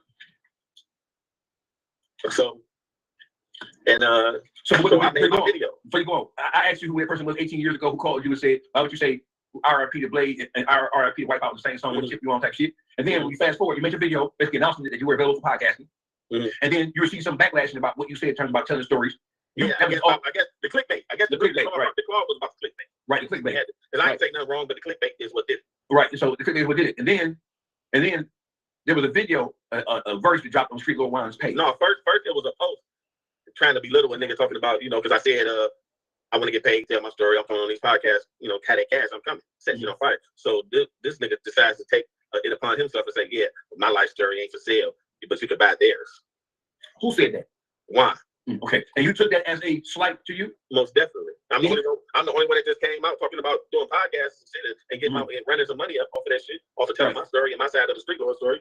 Okay, and so that's what inspired you to come back with the response when you said, "Hey." No. And then after that, another nigga called me and said, "You see this?" And when I see this, it's a video with my voice in the beginning, and a video of some faggot shit, some paperwork, some rat shit, Takashi shit, a bunch of cars getting shot up with yellow tape and all that kind of shit, bro. So how did you feel? You took that as a, bro, based on what just happened last 40 hours, bro, this is some shit. You obviously came in because you wasn't doing this kind of shit. You got my voice on there. So did you feel some type of way? Obviously you did. Most definitely I did. So I felt that you should have did a remix and you left out a lot of shit that you was a bitch. Now you know it's a very unpopular thing to talk about Streetlordz wine in that way. Are you sure you don't want to take that back? Because I don't want to see, because wine is like hip hop royalty. So are you. But wine has a cult following. Ain't nobody bigger than the program. So you ain't want to take it back? Not take it back, nigga. The nigga made a video in a song referencing me to a fag, a rat, and murder. Nigga. You get what I'm saying? Right. So take what? No, take it back. Luckily, I love the nigga. You know what I'm saying? Luckily, I could just vent and say what I need to say and that be done with it, and I wouldn't want to see nothing past that. You know what I'm saying? Right. But I'm gonna say what I'm gonna say. Like, first of all, you use a bitch. Don't you ever think, nigga, that it's a nigga alive that can breathe in and out their mouth that can go that I wouldn't fly it on and give it to you. Got you. Tuned into the best Dogface TV live on YouTube, original Streetlordz. If somebody says you were not Streetlordz official, what would you say to them? If it wasn't me, it wouldn't be no Streetlordz, so that could be impossible. Got you. The general public, man, they've never heard with any detail. They haven't heard from any members of the Streetlordz, any members of the Cheddar Boys. I think you were the first one who were from that legendary class of MCs and street niggas who actually came on the podcast. I mean, one of the main ones. You had other people do podcasts. I think G Rock or Rook did a couple of podcasts. I think it was Rook. I think it was. But you at the highest level of Streetlordz, right? How do you feel about the Detroit hip hop scene right now? You got a lot of emotion going on, man. Got a lot of emotion going on. Man, listen, I feel like a proud grandfather, and they all my sons. Yeah. Not no disrespectful way, but you know what I'm saying. Like, you know what I'm saying. To me, I look at it as niggas. The team Eastside was a reflection of the Eastside Cheddar Boys that I started. I look at Dope Boys Cash Out as a reflection of the Streetlordz, which I'm responsible for. You know, one of the original, formers of that. Right. So it's all love. Everything I see, it's all love. And these niggas is sweet as fuck too. They represent Detroit to the fullest. These niggas like, nigga, we got so many sweet rappers, nigga. Hey, don't nobody make no bullshit. These niggas ain't playing. They own the industry, hate it. You know what I'm saying? Like how we was. Like when we was rapping, every time I wrote a song, I wasn't talking to Detroit. I was talking to these major artists because we was thinking outside the box already. So I'm talking to these multi-platinum niggas. I'm talking to them. Y'all can't fuck with us. Y'all can't fuck with us, nigga. Like Birdman, Cash Money, nigga. When they came around us, nigga, them niggas were still wearing bullshit in Geneva watches and all that type of shit, nigga. My niggas was having masterpieces and platinum watches and shit. Them niggas was wearing stainless steel and all that Geneva and shit. So it is true what Hot Boy Turk said. When they first started wearing Geneva watches, they were like Rolex. Oh my God, Turk ain't lying not one time. Got you. I want to throw a couple names out there, and I want you to tell me the first thought that crossed your mind. I want to say a couple names, right? Hell of a man, one of the coldest niggas out of Detroit. Hell of a did. I'm from Joy Road. Hell of a did. Y'all like a stupid, like y'all don't know that Detroit niggas is next to blow. You know what I'm saying? And he didn't charge me. He gave me them motherfuckers. He blessed me. And as far as what he done for the city and what he done in the industry, hell of a is the dope. T Grizzly. My young Joy Road nigga. An animal. He from the road. He got that road in him. Because of who? For you know what I'm saying? Not because of me, really. I'm just saying because of what I did for the road. Is why the road is what the road is. So when you hear that nigga T Grizzly say, Joy Road, bitch, and the money going his brick mile, 6 mile. The reason he can say this is because what my blood is sweat and tears, and me and my niggas what we did, how all my niggas have died for that shit. You know what I'm saying? Royce the 5'9". A legend. A legend. And a nigga that I can vouch for that put his foot down in the rap game. For me, he like a black Eminem, you know what I'm saying? And he a humble nigga, he a cool nigga. He was in my movie. He didn't charge me to be in my movie, you know what I'm saying? You know, and he also sat down one time with me and asked me a real question and gave me homage, like nigga, like man, how the fuck do y'all got the streets like y'all got? And I had to tell him because we is the streets. The nigga was wondering why he don't got the streets like that. I had to tell that nigga because we is the streets. Got it. Right. Eminem. The biggest nigga out of Detroit ever. And I fucked with him from the beginning to the end. Nigga, I told nigga, we street niggas and we still kick Sim Sadie and all that old goofy crazy shit. Nigga, the niggas run around with shower caps on, purple pills, RIP crew. You know what I'm saying? Like, you know, we rep Detroit, bro. So any nigga that was rep Detroit, nigga, it was a plus for us because we loved it because you rep it the same thing we rep it. You see what I'm saying? And it was hard for us hard for us. You know what I'm saying? We was blackballed. Nigga. We had too many murders and too many indictments and shit. You know what I'm saying? So they're like, nigga, we signed y'all, nigga. Ain't no telling y'all liability. Gotcha. That's how the industry looked at Detroit. So is it a fact or is it true that a lot of the industry bigwigs looked at Detroit artists as if they were a liability, the street artists as if they were a liability, because they understood that most of these guys who are hot like that, they are really about what they say they about. They ain't on studio gangster shit. Yeah, but see, that was then. See, I don't know now, because now you got the empires and you got all this shit that's going on now. I'm talking about back then, you know what I'm saying? When we was doing our thing, we was a liability. And right, every time they about to talk to us, or about to try to work out something with us, something happened. If it was a murder or it was an indictment. Right, got you. I have a question. RJ Wack is Turbulence. Can you tell me? Because there's some people who are not giving homage or paying homage when homage is due. What if anything can you say about what RJ Watkins Jr. and the whole Turbulence movement did for Detroit? Man, if it was for RJ, I don't think the Streetlordz would have been as big as we was, because that nigga helped paint that picture and helped get our visual out there to the world, nigga, with his own cameras and his own money, you know what I'm saying, and showing us love, you know what I'm saying, and that footage, nigga, when you get to see us on TV, that shit helped a lot, you know what I'm saying, you got to see the cars, you got to see the drugs, you got to see the Streetlordz, you interacting with us, because, you know, back then, wasn't no social media, so RJ was social media, basically, you get what I'm saying, so, nigga, you would never hear me not get paid homage to RJ. I wish he was big like motherfucking the nigga that be shooting all dirt in them videos. Jerry HP. Yeah, exactly. I wish that for him. Got you. Eastside Cheddar. Oh, so no, back up. Doughboy Cash Out. When Doughboy Cash Out had control of the city, man, what were you saying to yourself? Did you see? I was in the state joint doing 8 years, right? And so, you know, we had these MP3 players, right? And so niggas used to be like, man, Doughboy's Cash Out, Doughboy's Cash Out. And you know me, man. You know me. I'm a Lord. I immediately like Doughboy's Cash Out, Streetlordz Tennis Boys. You know what I'm saying? I ain't no damn fool. You know what I'm saying? Nigga, we got it's a Streetlordz affiliate, Calhoun, Cash Out Calhoun. Nigga, that's his name, Cash Out. So I immediately always went to the, okay, they come from us. You get what I'm saying? Immediately. Then when I found out they West Side and 7 Mile and all that, I really, I'm about to listen to this and embrace this. These little niggas West Side. Okay, these little niggas getting money. Oh, these niggas repping the West like how we did. Okay, they baby lords. Then they pay homage on the music and shit. Said, you know. Right. Yeah, right. So did you pay attention to 4-2 Doug when he came home from prison through the concert at LCA, and he invited the East Side, the Team East Side, Team East Side, and Doughboy Cash Out. He invited them on stage, kind of do like a versus type thing. Were you aware of that? And if so, what was your thought process? And did you see the footage after the aftermath footage of what took place? My thought was all 32 teeth, bro. You know what I'm saying? That shit was live as hell. You know what I'm saying? Because I know about the beats, I know about all that shit. I know about the fight, nothing. Kobo, Joe Lewis, whatever that shit. And I got songs with Kid, you know, verses from Payroll, you know, songs with Peasy and all that type of shit. So as a real nigga, I told the Dope Boy, I got songs with Keith, you know what I'm saying? I told the niggas at the studio, as on some big homie like type of shit, like, nigga, if there's any way y'all can squash that shit, nigga, squash that shit, nigga. You know what I'm saying? We lost Blade, we lost White Body, and that shit can't get serious. Nigga, I said, y'all don't want to lose no niggas. So I really didn't want to pry into that shit because it ain't my business, but I just wanted to say, nigga, if y'all could squash that shit, you know, squash that shit. And I think one of the niggas was like, you know, it's kind of deep, you know what I'm saying? Like, it couldn't be squashed back then. That's what they told me. That was 2016. Got you. Are you proud of the motion and the impact that Detroit artists and producers are having across the board? Man, so proud. Over proud. Beyond proud. So I want to bring this question to you, right? I'm glad you said that.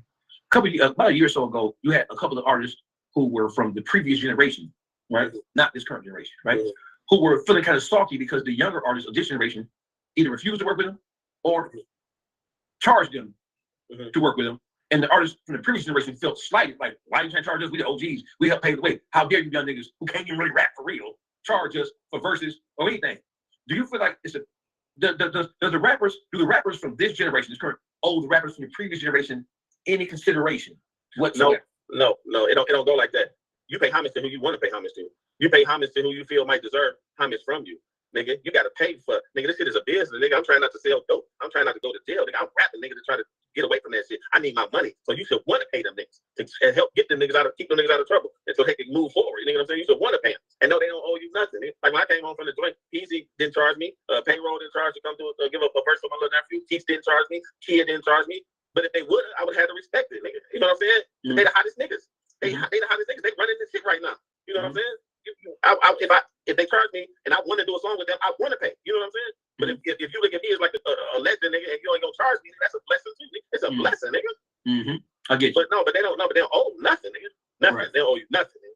Right. Your time was your time. Their time is their time. Got you. YSL, Young Thug, Lil Wooey, Lil D, Moon 2. What do you think about the whole YSL and how that indictment has really shown the underbelly of Atlanta. That indictment really pulled the skirt. No pun intended. That indictment has really lifted the skirt up. One word. Atlanta street. One word. Gaylina. Now why you say that shit, bro? ATL. ATL. It just showed that bitch is ATL, not the ATL. ATL. Because I really don't, I fuck with Thugger, but then I don't fuck with Thugger because Thugger wear dresses, Thugger paint his nails. Thugger was like, to me, a bitch, basically. You know what I'm saying? And then his man is on there, I don't know, playing with the world. He testifying on him, but he's not testifying on him. And he made all the statements in the camera on Flish, but then he get on there and he recanted his statements. Which is that real? You know what I'm saying? Is it real? Because it is real, but it ain't real. I mean, this shit is just a fucking circus. It's definitely a circus. Streetlordz, Jesse James in the building. You have an announcement to make. You're entering the world of podcasting. Yes. And this is breaking news. You heard it here first. Streetlordz, Jesse James. The Wild West. Wild West podcast. Jesse James. The outlaw. And you bitch ass niggas is gonna be most wanted, dead or alive. Like he got the fuck nigga files, we got the most wanted, dead or alive. And when we put faces on that poster, nigga, we on that ass. Hey, listen, let me give you some advice, if I may. Right? I know a little something about having some emotion in this podcast, right? Yeah. My advice to you is be unashamed of being your true self. Don't if they call it spade, don't fucking spade. Because in this medium, in this space, this YouTube world, there's room for all. Right. So he said he just got on here doing shit and saying shit. I have no idea why shit is crazy. Yeah, bro. Listen, come on, bro. See, the thing is, when I met the nigga, bro. Now, mind you, I'm not gonna sit here. I was popping my shit earlier a little bit. Let me calm down a little bit. I don't be over there on 7-7 like that, but I do be over there on 7-7 like that. That makes sense. So when I seen the nigga had 7-6 on his shirt, I said, "Oh, you be on 7-6? I be over there on 7-7." He like, "Oh yeah, you know, but he instantly changed the conversation." You know what I'm saying? Now, mind you, everybody know, Murdamittentv. This is another hugging ass, no spinal cord having bitch made. I be over there on 7-7 like that, but I do be over there on 7-7 like that. If that makes sense. So when I seen the nigga had 7-6 on his shirt, I said, "Oh, you be on 7-6? I be over there on 7-7." He like, "Oh yeah, you know, but he instantly changed the conversation. You know what I'm saying?" Now, mind you, everybody know Murdamittentv. This is another nut hugging ass, no spinal cord having bitch made ass nigga right here. Everywhere I go, you show up. Now you in the chat. LOL, you funny money. Get your puss ass out of here. Anybody that know me, that follow me, they already know anytime you pop in the chat, I'm on your ass. Nigga, why are you here? You're another cash trying to be up under money. Get your stupid ass up out of here. We don't want no pussies in the chat, boy. Murdamittentv, the little kid, get your stupid ass up out of here, nigga. It's really interrupted by niggas trying to be on my nuts. Nigga, ain't nobody never been on your dick. Nigga, you was a motherfucking pure bitch. Nigga, you on the motherfucking internet dry snitching. Nigga, type of nigga is you, man? You a real bitch ass nigga. Want a nigga to defend you and shit, acting like a hoe over motherfucking YouTube and podcasts, bro. Like, quit motherfucking mentioning my name, talking about niggas ain't got no spine and shit like me, bro. Motherfucking, like, bro. Like, real shit, bro. You was a motherfucking real life bitch. Quit mentioning my motherfucking name. I said you was funny, nigga, and you motherfucking mention my name, talking about Come on, I know I'm funny, all this nigga. weird shit. I know, nigga. Like, bro, ain't nobody on your dick, bro. Yeah. Feel me? Like, you a real life bitch. Like, nigga, you be recording motherfucking phone calls. Nigga, like, bro, come on, bro. You police, like, type shit. Recording niggas' phone calls. I don't be doing that type of shit, nigga. For real, nigga. You a real life weirdo, nigga.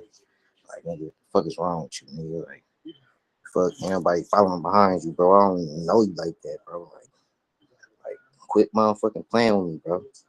For real, nigga. Like, nigga, jokes is jokes, but nigga, quit playing with yourself, nigga. You blocking and talking about some 4 pages, niggas making 4-5 pages, bro. I got 2 pages, nigga. Nigga, and I was on cash page, nigga. What are you talking about, nigga? I got 2 pages, bro. You unblock me and block me, nigga. Like, nigga, you blocking me like a bitch, bro. Like, nigga, what's some nuts, bro? What you blocking me for, bro?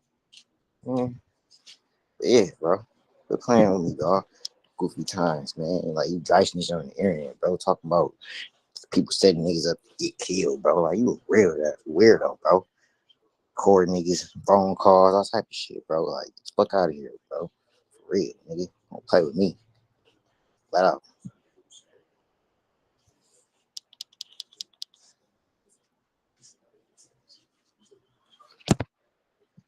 I hope I get my foot. Yeah, nigga. Yeah. Did you see your homeboy? Look, hold on. Fuck it. Yeah, y'all done got him up out of here. Look at I don't even care, but he go. Listen, that's his 5th page. That's his 5th page, bro. Not my 5th page, bro. It's not my 5th page. It's not my 5th page, bro. I got 2 pages, bro. You blocked me, bro. Quit acting like a bitch, bro. What, bro? I'll beat your ass, nigga. Like, quit talking all that whole ass shit, nigga. Like, nigga, what's up in that motherfucking glove, bro? I really beat your ass. Man, y'all ain't gotta You know that, boy. I ain't clip this. Hold on. I'll clip this shit, man. This shit ain't right. I got 2 pages, bro. Damn. I'm off. Yeah.